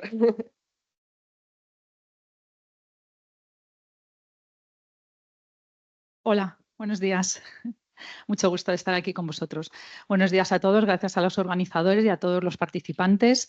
Bien, hablar de competencias, voy al grano, ¿eh? ¿Dónde están los emprendedores y dónde están los universitarios por aquí? Pues hablar de competencias en la universidad es abarcar, pues, bueno, ya sabéis que un montón de conocimientos, un montón de habilidades que se conjugan con esta actitud de la que os hablaban antes, ¿verdad? ¿Cómo se conjuga esto además en los planes de estudio? Uf. Le hemos dado vueltas los ponentes anteriormente y hemos acordado que, bueno, por repartirnos esta pregunta, porque si la contestáramos todos íbamos a llegar a la misma conclusión, porque en realidad estamos en la universidad y la competencia es una piedra angular, ¿no? en nuestros planes de estudio. Veréis, organizar un plan de estudios, como ya sabéis, es súper sofisticado y además es muy lento. Y no se puede obviar la parte académica y la parte instrumental que luego se va a traducir en esas competencias específicas que todos necesitáis, que se necesitan para cubrir un grado. Sin embargo, para que se complete, como hoy en día tienen que ser transversales tantas cosas como estudios de género, la accesibilidad, la diversidad, la compensación entre territorios, son tantas cosas que provoca que este cambio de introducir competencias vaya más lento de lo que se quiere. Entonces, vamos a confiar en que el plan de estudios está muy bien dotado en sus créditos con toda la parte técnica y específica y, afortunadamente, las universidades cuentan con un montón de resortes y con un montón de dispositivos para adquirir, para potenciar, para fomentar y para resaltar y para filtrar esas competencias que van a hacer falta para trabajar y en muchos casos para emprender, y en este caso específico para emprender en proyectos sociales. Esas competencias se pueden trabajar dentro y fuera del aula y, como os decía, esos dispositivos que tienen todas las universidades y están inventados. Esos dispositivos que serán los parques científicos, las fundaciones, los servicios de empleo, los servicios donde se realiza voluntariado, las unidades de prácticas, las aulas de debate universitario, un montón de acciones en las que os vais a involucrar como universitarios y si sois espabilados, que lo sois y por eso estáis aquí, por eso os vais a emprender, vais a exprimir y vais a extraer un montón de jugo y eso se va a traducir en las competencias. No sabéis lo que sabéis, pero sabéis un montón de cosas. Los universitarios saben mucho más de lo que creen, lo que pasa es que no le ponemos nombre a la competencia, porque no sabemos si eso realmente se llama capital relacional o habilidad de comunicación o pensamiento crítico o lo que sea, pero se va adquiriendo aunque no se le ponga nombre, ya se le pondrá posteriormente. Todo eso, y que ahora Carmina completará. ¿Me oís? Aunque a veces yo... Todo eso son las competencias, ¿verdad? Y eso está siempre en el campus. Y no solo está en el campus, está con aquellas entidades con las que colaboramos y que algunos han estado aquí. Está en los resortes municipales que también tienen agencias de desarrollo local y otras acciones con las que os derivamos o colaboramos. Va y viene, va y viene. Y... Córtame cuando lo consideres, porque a veces me preguntas algo y me cuesta tener capacidad de síntesis. Paso el micrófono a Carmina y vamos perfilando todo esto de las competencias. Gracias. Vale, perfecto. Bueno, pues nada, buenos días y gracias por la invitación, no podía ser menos. Bueno, es un tema apasionante el de las competencias. Efectivamente, nosotros desde la universidad sí que tenemos un servicio de empleo en el cual trabajamos desde hace, pues bueno, en el 2000 se montó el servicio, veníamos arrastrándolo ya desde el 96 y se creó un vicerrectorado, que creo que fuimos la primera universidad, no sé si habrá más universidades que hayan creado posteriormente un vicerrectorado, pero hemos creído en que las competencias, el empleo, la transición a la empleabilidad forma parte muy importante de ese paso a el éxito de aquellos estudiantes que, bueno, que una vez que emprenden el camino hacia el empleo tienen que tener todo el apoyo necesario. En ese sentido, pues tenemos orientación y damos cursos de formación un poco a la carta aparte de que consideramos que las prácticas ya son en sí una herramienta de competencia muy importante, ¿no? Una experiencia que el alumno y alumna debe de aprovechar para adquirir ese contacto con la empresa y ver hacia dónde quiere dirigirse, ¿no? Y luego, pues bueno, también tenemos la parte de empleo ya, concretamente de intermediación laboral. Bien. Yo como competencia que se ha hablado a lo largo de la mañana, ha sido una mañana muy intensa, se han tocado muchísimas competencias desde todos los ámbitos, pero para mí yo creo que un análisis que tiene que hacer el estudiante cuando quiere emprender su acceso al mercado laboral es hacer un análisis de introspección, ¿no? ¿Qué soy yo? ¿Qué carencias tengo? ¿Y qué necesito? ¿En qué necesito formarme, ¿no? Entonces, para mí, si tú eres una persona muy introvertida, tendrás que ver qué necesidades formativas tienes para, si te quieres dedicar a una venta de producto, por ejemplo, pues tendrás que adquirir unas competencias y formarte en base a eso. Si, por ejemplo, es una persona muy dicharachera, el que organiza los viajes, el que siempre a lo largo de lideras la pandilla y tal, pues obviamente ese perfil ya lo llevas innato en ti para, si te dedicas a técnico comercial, lo vas a tener más fácil, ¿no? El tema de las competencias es algo muy amplio. A lo largo de todos los años hemos visto toda la transformación que el mercado laboral va solicitando de nuestros estudiantes, ¿no?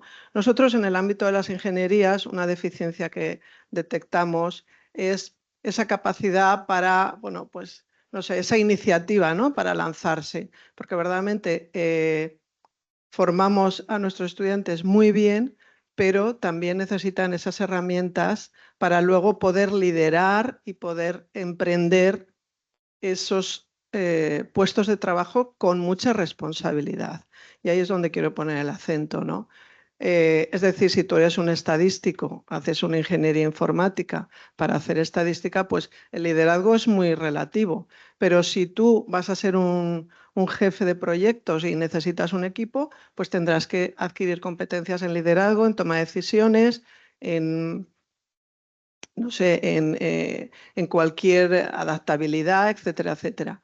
Entonces, las competencias las tenemos todas, o sea, las conocemos todos porque eso es del libro, siempre nos piden más o menos por parte de las empresas, siempre suelen aparecer las mismas, ¿no? Pero sí que es verdad que vamos cambiando según las generaciones que van saliendo de nuestros estudiantes, pues sí que vamos detectando diferencias, ¿no? Yo en ese sentido creo que, por ejemplo, la comunicación, en nuestro caso, un ingeniero, un titulado, voy a hablar en general, un titulado debe de saber comunicar muy bien oral y verbalmente, ¿no? Porque tendrá que contar, tendrá que exponer y saber cómo transmitir. Yo creo que tengo que acabar ya, ¿no, Emma? Pero quiero decir simplemente que para mí una de las competencias más importantes en este momento es el compromiso y la lealtad que hace falta. Las empresas, no tienes por qué ser empresario, puedes ser un jefe de tal.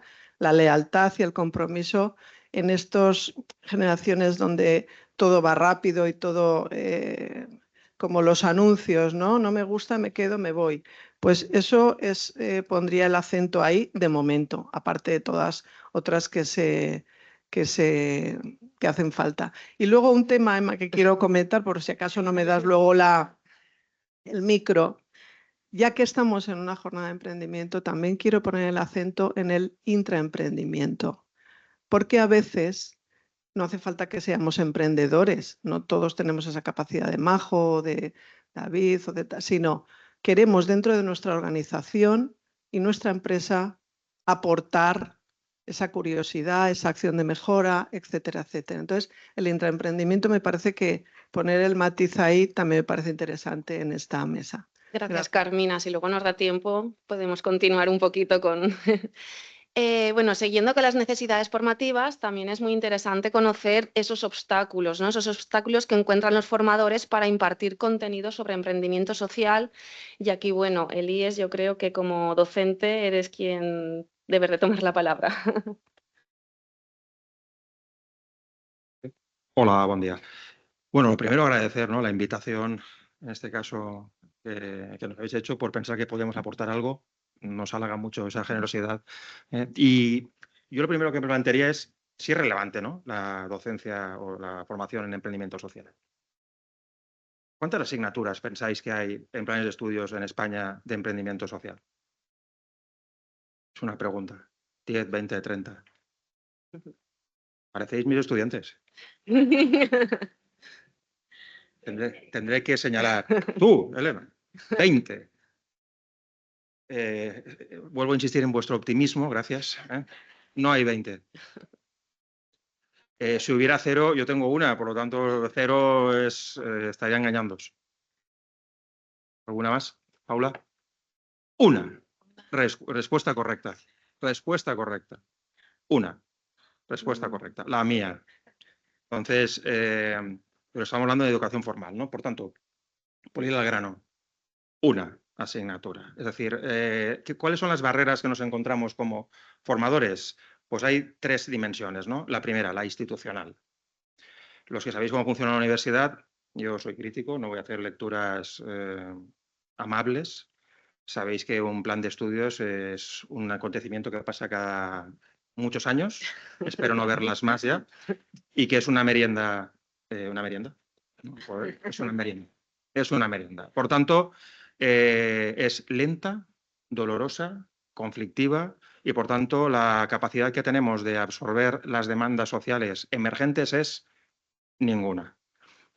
Afortunadamente, hay soluciones, ¿no? Hay soluciones, es decir, diferenciaría entre lo que es la enseñanza formal, que en este caso tenemos una asignatura como esta, y después, evidentemente, todo lo demás, títulos propios, espacios extracurriculares, que afortunadamente son más flexibles, ¿no? Por tanto, la solución a esta primera barrera institucional es el diseño curricular flexible.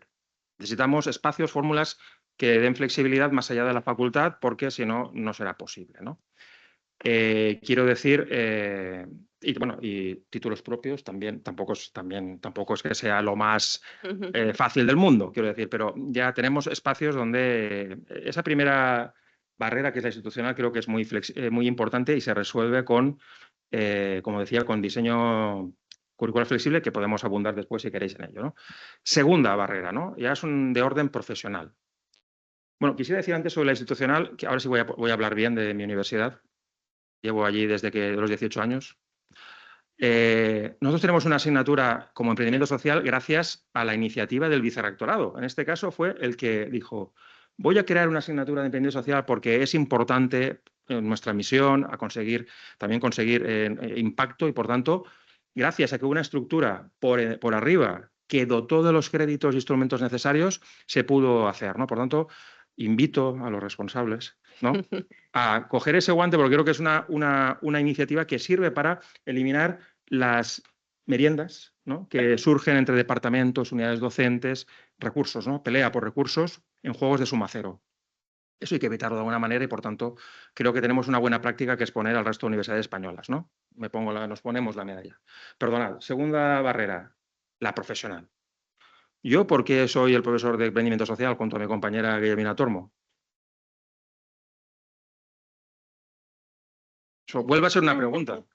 Los conocimientos. No había otro. Es así de triste, no había otros. Entonces, a uno no engañaron a uno, nos engañaron a 2, porque había que engañar a 2 personas, por lo menos la pena repartida es menos, ¿no? Es decir, esto es así. Es decir, ¿qué perfiles profesionales tenemos en las universidades? Estoy haciendo una lectura crítica irónica, entendedme siempre en ese. Tenemos lo que tenemos. No tenemos gente con capacidad de impartir todo lo que quisiéramos. Y especialistas en emprendimiento social, pues podemos tener investigadores. Realmente investigamos en ello. Podemos tener gente que haya tenido contacto con empresas sociales y con pero seamos serios. Es decir, necesitamos, y esta es la gran barrera, una gran alianza. Es decir, os necesitamos como al sector. Es decir, sin el sector no se va a poder hacer una formación eficaz, una formación que no solo sea inspiradora, sino que sea de impacto, ¿no? Si queremos generar empresas de impacto, necesitaremos tener formación de impacto. Y ya digo, solo estaba yo y mi compañera, pues tenemos un impacto muy limitado, ¿no?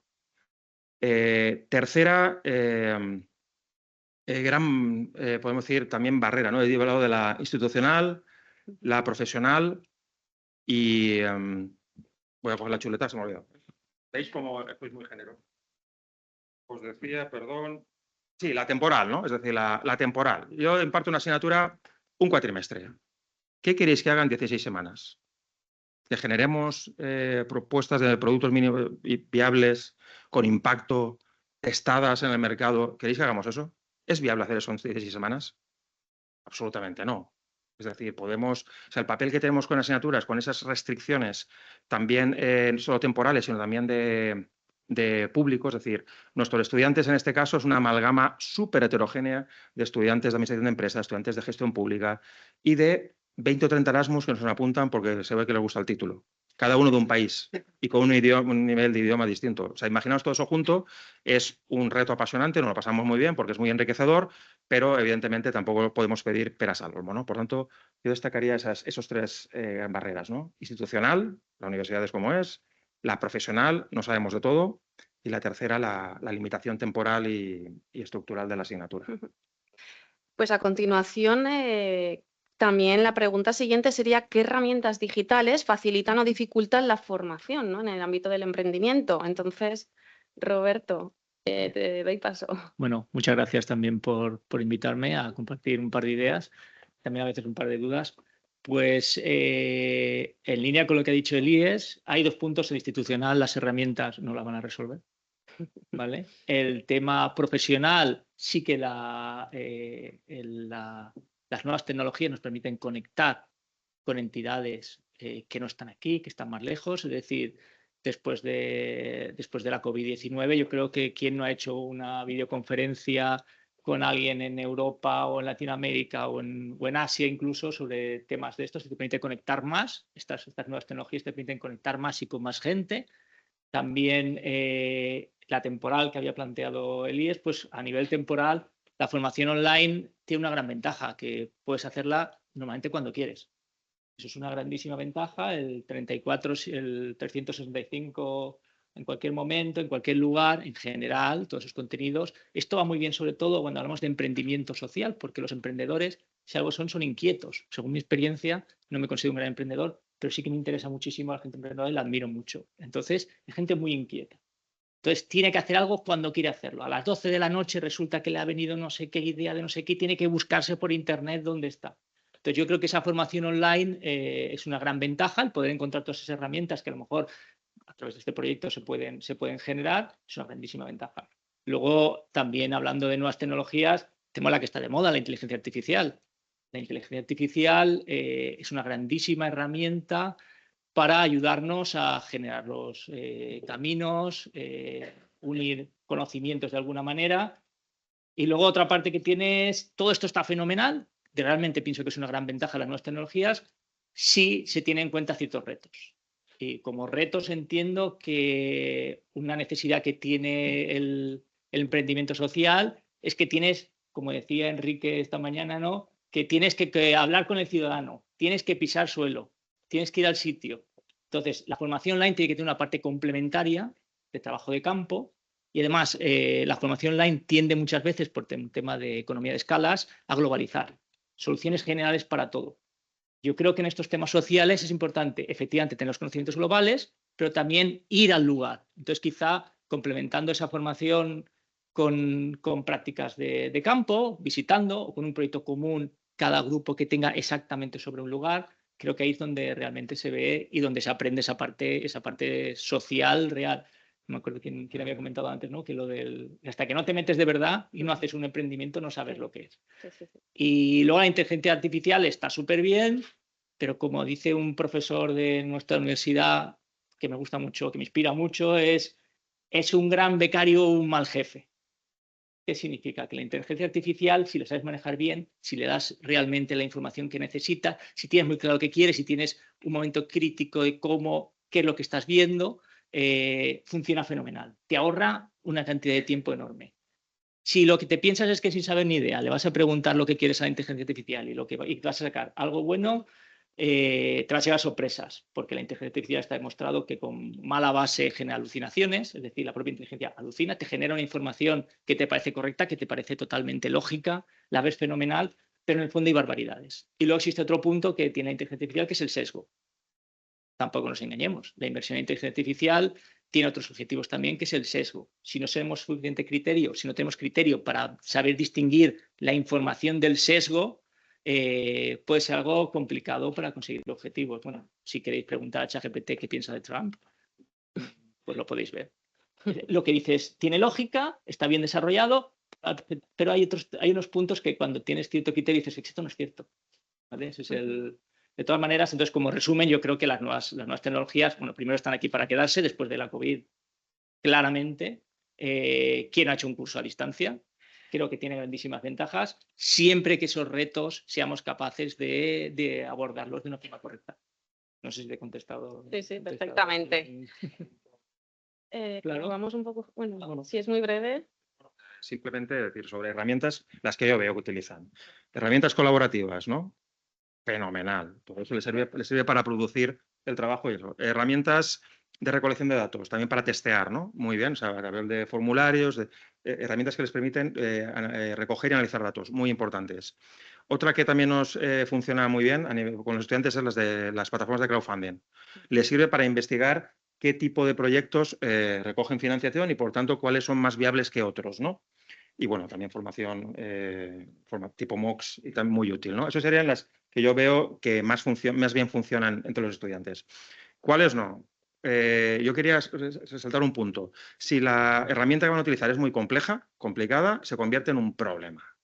Porque parece que la propuesta de valor sea la herramienta. Y la herramienta es un facilitador, no es la cuestión, ¿no? Por tanto, que no sea compleja, que no cueste dinero, evidentemente, utilizamos software gratis, ¿no? Y después, una última duda también respecto a protección de datos, que surgen muchos problemas en el tipo legal, en cuanto a se meten con ese tipo de herramientas a recoger datos y hay un régimen legal que atender, ¿no? Eso también es un punto débil de las herramientas. Gracias, Elías, le has puesto ahí el broche. Y ahora, teniendo aquí a María, que es jefa de sección del área de emprendimiento y del programa Ideas, me gustaría que nos dieras tu visión sobre cómo ves el emprendimiento social, qué cambios se necesitan para fomentarlo. Buenos días, gracias por permitirme participar en este evento que creo que es muy importante porque al final estamos visibilizando, eso tenemos que hacerlo, sí o sí, el emprendimiento social está ahí, pero tenemos que aún hacer más esfuerzo para que se vea. Perdona, me has preguntado el tema de las ¿qué podemos hacer? ¿Cómo ves el emprendimiento social? ¿Cómo lo veo? Mira, yo os soy sincera, me encanta, pero tampoco tenemos tantos casos. Yo te hablo de la UPV, estamos 30 años, más de 30 años, apoyando a emprendedores. Yo llevo ya casi 20 años en el servicio y no tenemos tantos casos de emprendimiento social. No porque no queramos, es porque realmente ahora últimamente parece que viene más gente con ese perfil. Pero yo decía, ostras, a ver de dónde saco yo datos interesantes para poder comentarlos. Sí que es verdad que lo que estoy viendo, o que estamos viendo, es que hay una tendencia a que todos los emprendimientos, el emprendimiento en general, está teniendo un componente más social, más de impacto climático. Entonces, por ahí, aunque aparentemente el proyecto tiene que ser un proyecto viable, rentable y tiene que funcionar con los parámetros de un emprendimiento al uso, sí que vemos ese componente social. ¿Qué es lo que creo que sería interesante para poder ayudar a estos emprendedores que van con este enfoque social, el impacto ambiental, me da lo mismo? Pues a ayudarles a encontrar herramientas para analizar y para medir el impacto, porque sí que es verdad que sabemos que somos sociales, que tenemos un componente social, pero a la hora a lo mejor de acceder a ayuda, a financiación o a fondos de impacto, nos cuesta un poco llegar a aterrizar a indicadores cuánto de sociales somos o cuánto de impacto en positivo tenemos. Entonces, por ahí creo que deberíamos generar, tanto en espacios de innovación abierta, de online, espacios para poder compartir softwares o herramientas que nos permitan analizar y cuantificar cuánto impacto positivo estamos generando. Y luego también quería comentar, no sé si va por la pregunta, pero quería deciroslo, que esto es una empresa, y es lo que decía antes Majo, tiene que ser rentable. Entonces, también pasa que vienen emprendedores muy de su idea, pues un proyecto pues, de vida, como el caso de Majo, pero esto tiene que tratarse como una empresa y los números tienen que salir. Y está muy bien que tiremos, evidentemente, de ayudas públicas, de subvenciones cuando las hay, pero no las hay siempre. O puede que las haya y puede que dejen de estar. Entonces, tenemos que intentar generar un modelo que sea sostenible y que nos permita llegar hasta el objetivo que tenemos, hasta la meta que tengamos. Si no hay ayudas, pues con nuestros recursos propios, aunque sea un poco más despacio. Entonces, al final, esto no deja de ser un emprendimiento que tiene muchísimo sentido, en el que todos deberíamos estar mirando, pero que deberíamos trabajarlo un poco como si fuera una empresa al uso, aunque no nos guste esa palabra, porque tenemos que intentar ser sostenibles y llegar al objetivo que tenemos o al foco de una manera exactamente con nuestros recursos, aunque sea a nivel orgánico. No sé si esa es la pregunta. Sí, sí, sí, Iba por ahí, perfecto. Sí, ¿cuál era tu visión y los cambios para fomentar el emprendimiento? Pues es un poco el análisis de datos, el impacto y también, ya que me voy a aprovechar, que ellos también han hablado más, el tema de, importante, podemos tener personas que gestionen el impacto socioambiental, podemos tener personas que sepan generar soluciones ecoeficientes. En la UPV y en la UV y cualquier otra universidad de la Comunidad Valenciana tenemos ingenieros súper potentes. Ahora bien, también muy importante la figura de la persona que lleva las finanzas. Sí que voy siempre por ahí, pero la persona que sabe hablar con inversores, la persona que sabe llegar a fondos de impacto, muy importante. Y luego también, que se puede ser de economista, ingeniero, pero esa figura es muy importante, aunque hablemos de emprendimiento social. Y ya para finalizar, otra figura que es muy importante es que estamos en un mundo digital, entonces no nos olvidemos el tema de comunicar y el marketing digital.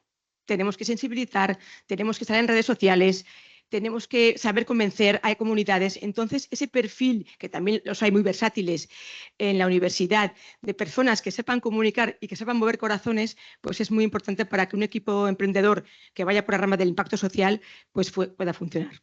Y ya. Gracias. Sí, hablando de perfiles, también me gustaría conocer qué perfiles profesionales son más demandados en estos proyectos de triple impacto. Esther, por ejemplo, ¿te gustaría participar? Claro que sí. Bueno, Gracias. no se ha dejado de hablar de perfiles en todo el rato, en toda la jornada. Está muy relacionado con las competencias. Un perfil es una suma de competencias. Ya se ha dicho mucho aquí que son todos aquellos perfiles que hibridan conocimientos y además de un modo sistemático, como se ha apuntado esta mañana también, y un modo que huya de la dispersión. A mí me gusta, yo soy optimista y me gustaría decir que todos los perfiles, que cualquier perfil es un perfil que puede estar dirigido al emprendimiento social, pero es verdad que pecaría de optimista porque aunque soy consciente y soy sabedora de que en este ecosistema universitario todas las competencias las podemos transmitir y somos capaces de hacerlas llegar, no todo el mundo va a tener ni esa actitud para coger y potenciar esa competencia, como se decía antes, ni esa chispa de la que se ha hablado, ese combustible que han comentado cada uno de los casos de éxito que han tenido para iniciar su proyecto. Entonces, nunca estamos seguros de si alguien con un perfil oportuno va a tener esa chispa o no. Pero además, hablando de perfiles, yo creo que en las universidades hemos hecho tanto esfuerzo, y hemos hecho bien, hemos hecho tanto esfuerzo en fomentar la cultura emprendedora que en ocasiones la hemos ofrecido como una salida profesional. Y es más que una salida profesional. El emprendimiento es un proceso.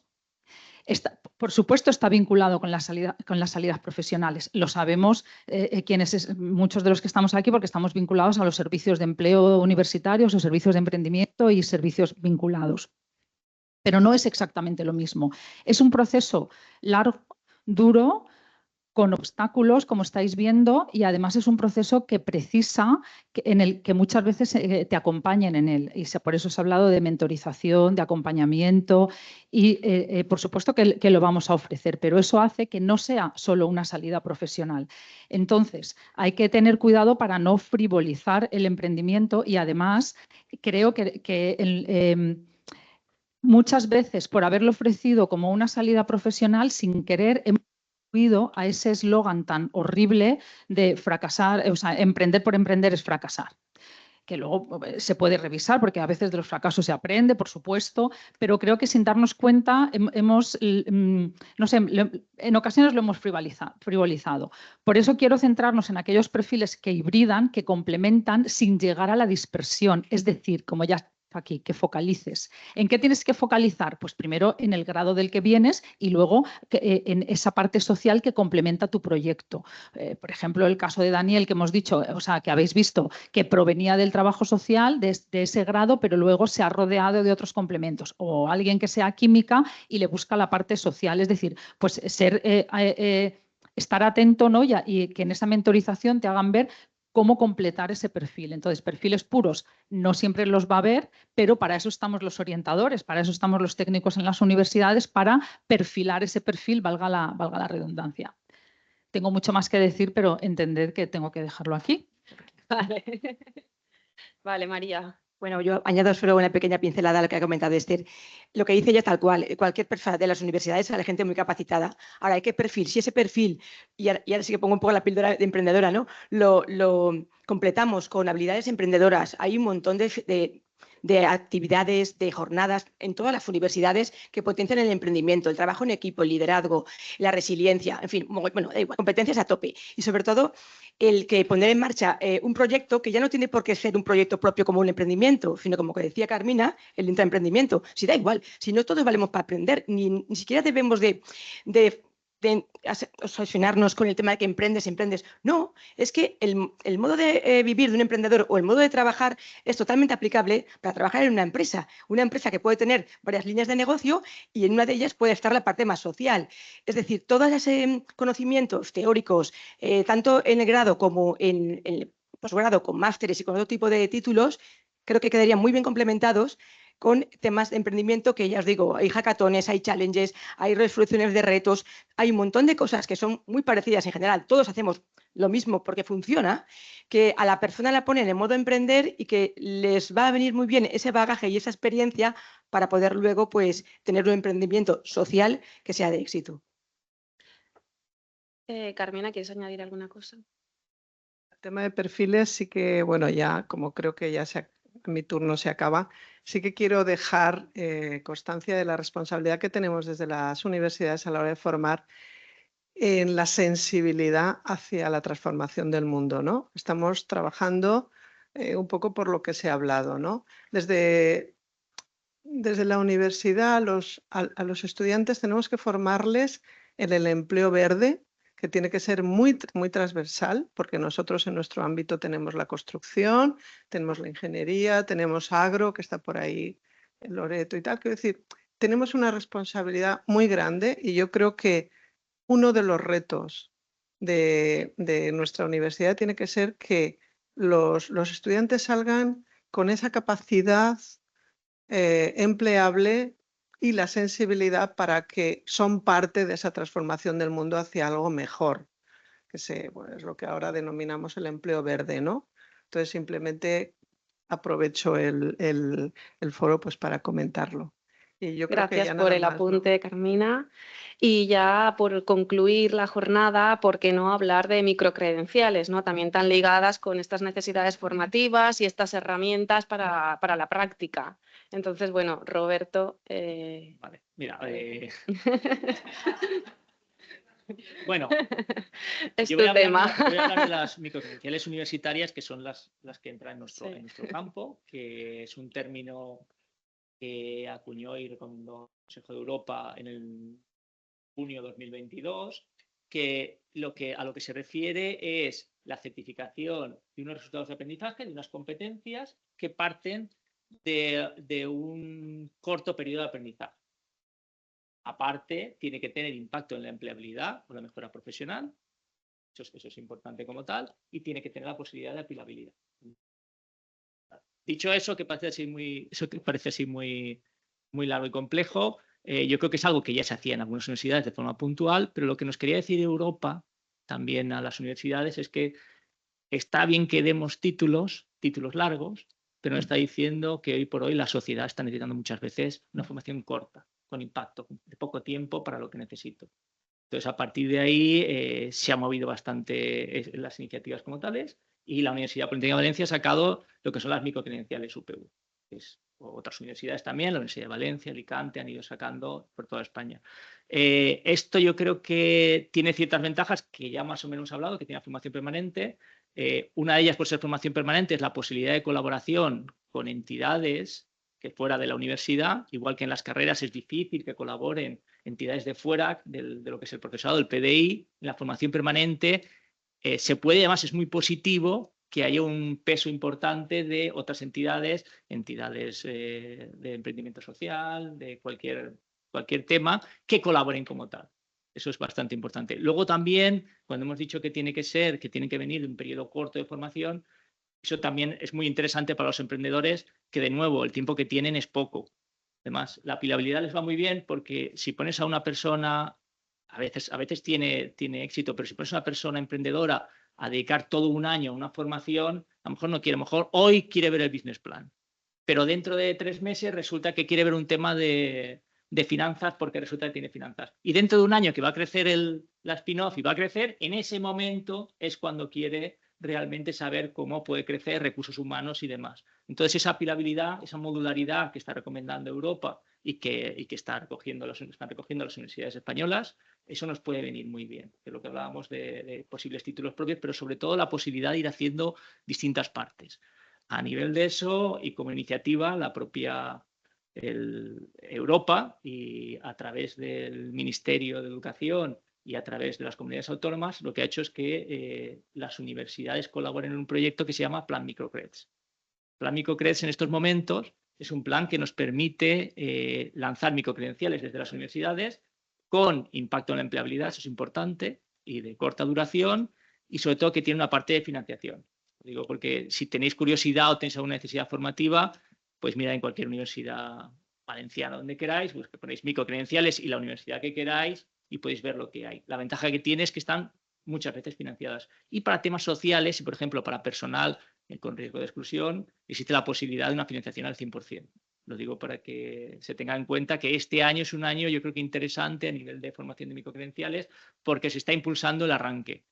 Yo creo que el futuro ya no irá por ahí, sino el futuro irá porque deben de ser formaciones muy específicas, también tienen que ser muy orientadas a resultados de aprendizaje y competencias, con lo cual encaja mucho lo que se llama aprendizaje-servicio, y esto tiene mucho con el emprendimiento social, es decir, todas las iniciativas de aprendizaje-servicio, porque lo que intenta romper también es no hagamos un curso definiendo qué contenidos tiene, sino definiendo qué capacidades puedes sacar.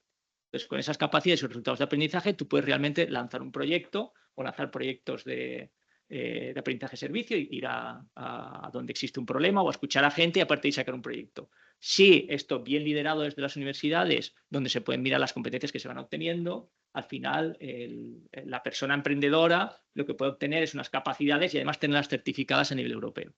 Porque las microcredenciales en estos momentos, estas son las primeras certificaciones que están sacando a nivel europeo.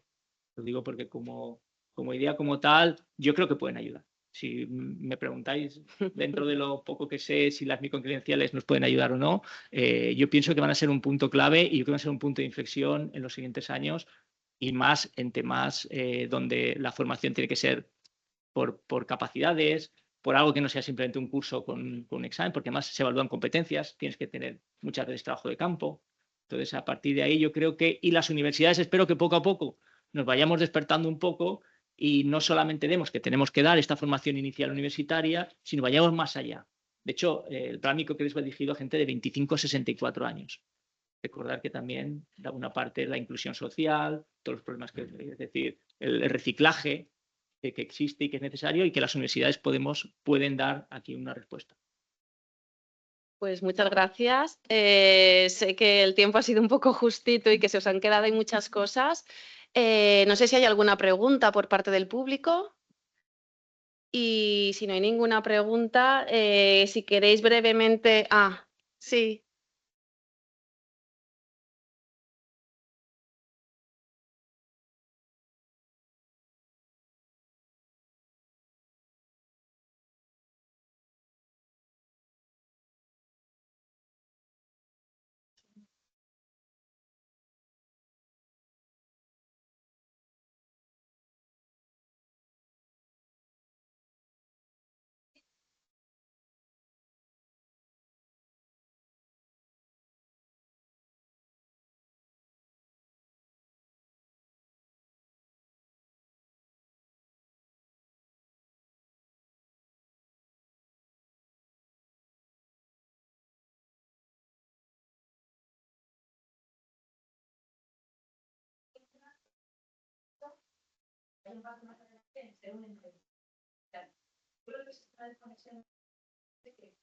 tiene ese interés social, parece que no tenga interés. Más, yo buscar, ¿sabes? Lo que nos falta un poco es áreas que igual se pueden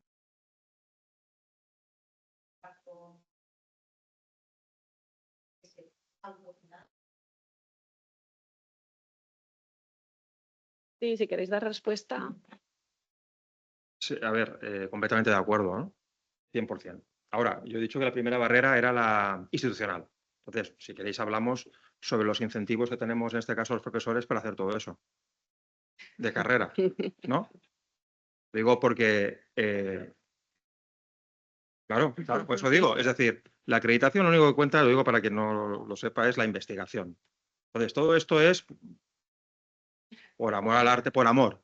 Entonces, románticos, hay muchos en la universidad, somos unos cuantos, pero somos minoría. Entonces, minoría minoritaria. Entonces, quiero decir, la barrera institucional es esa, es decir, el día que el sistema promueva otros currículos, otros perfiles para poder dedicarse a eso, todo funciona mejor. Está engrasado tal como está, yo no soy optimista. Lo lamento. Y estamos aquí, ¿no? O sea, esto no me sirve para mi acreditación. Bueno, ya no tengo que acreditarme más, pero quiero decir que pero somos minoría. Quiero decir que la barrera institucional es muy importante. Perdón.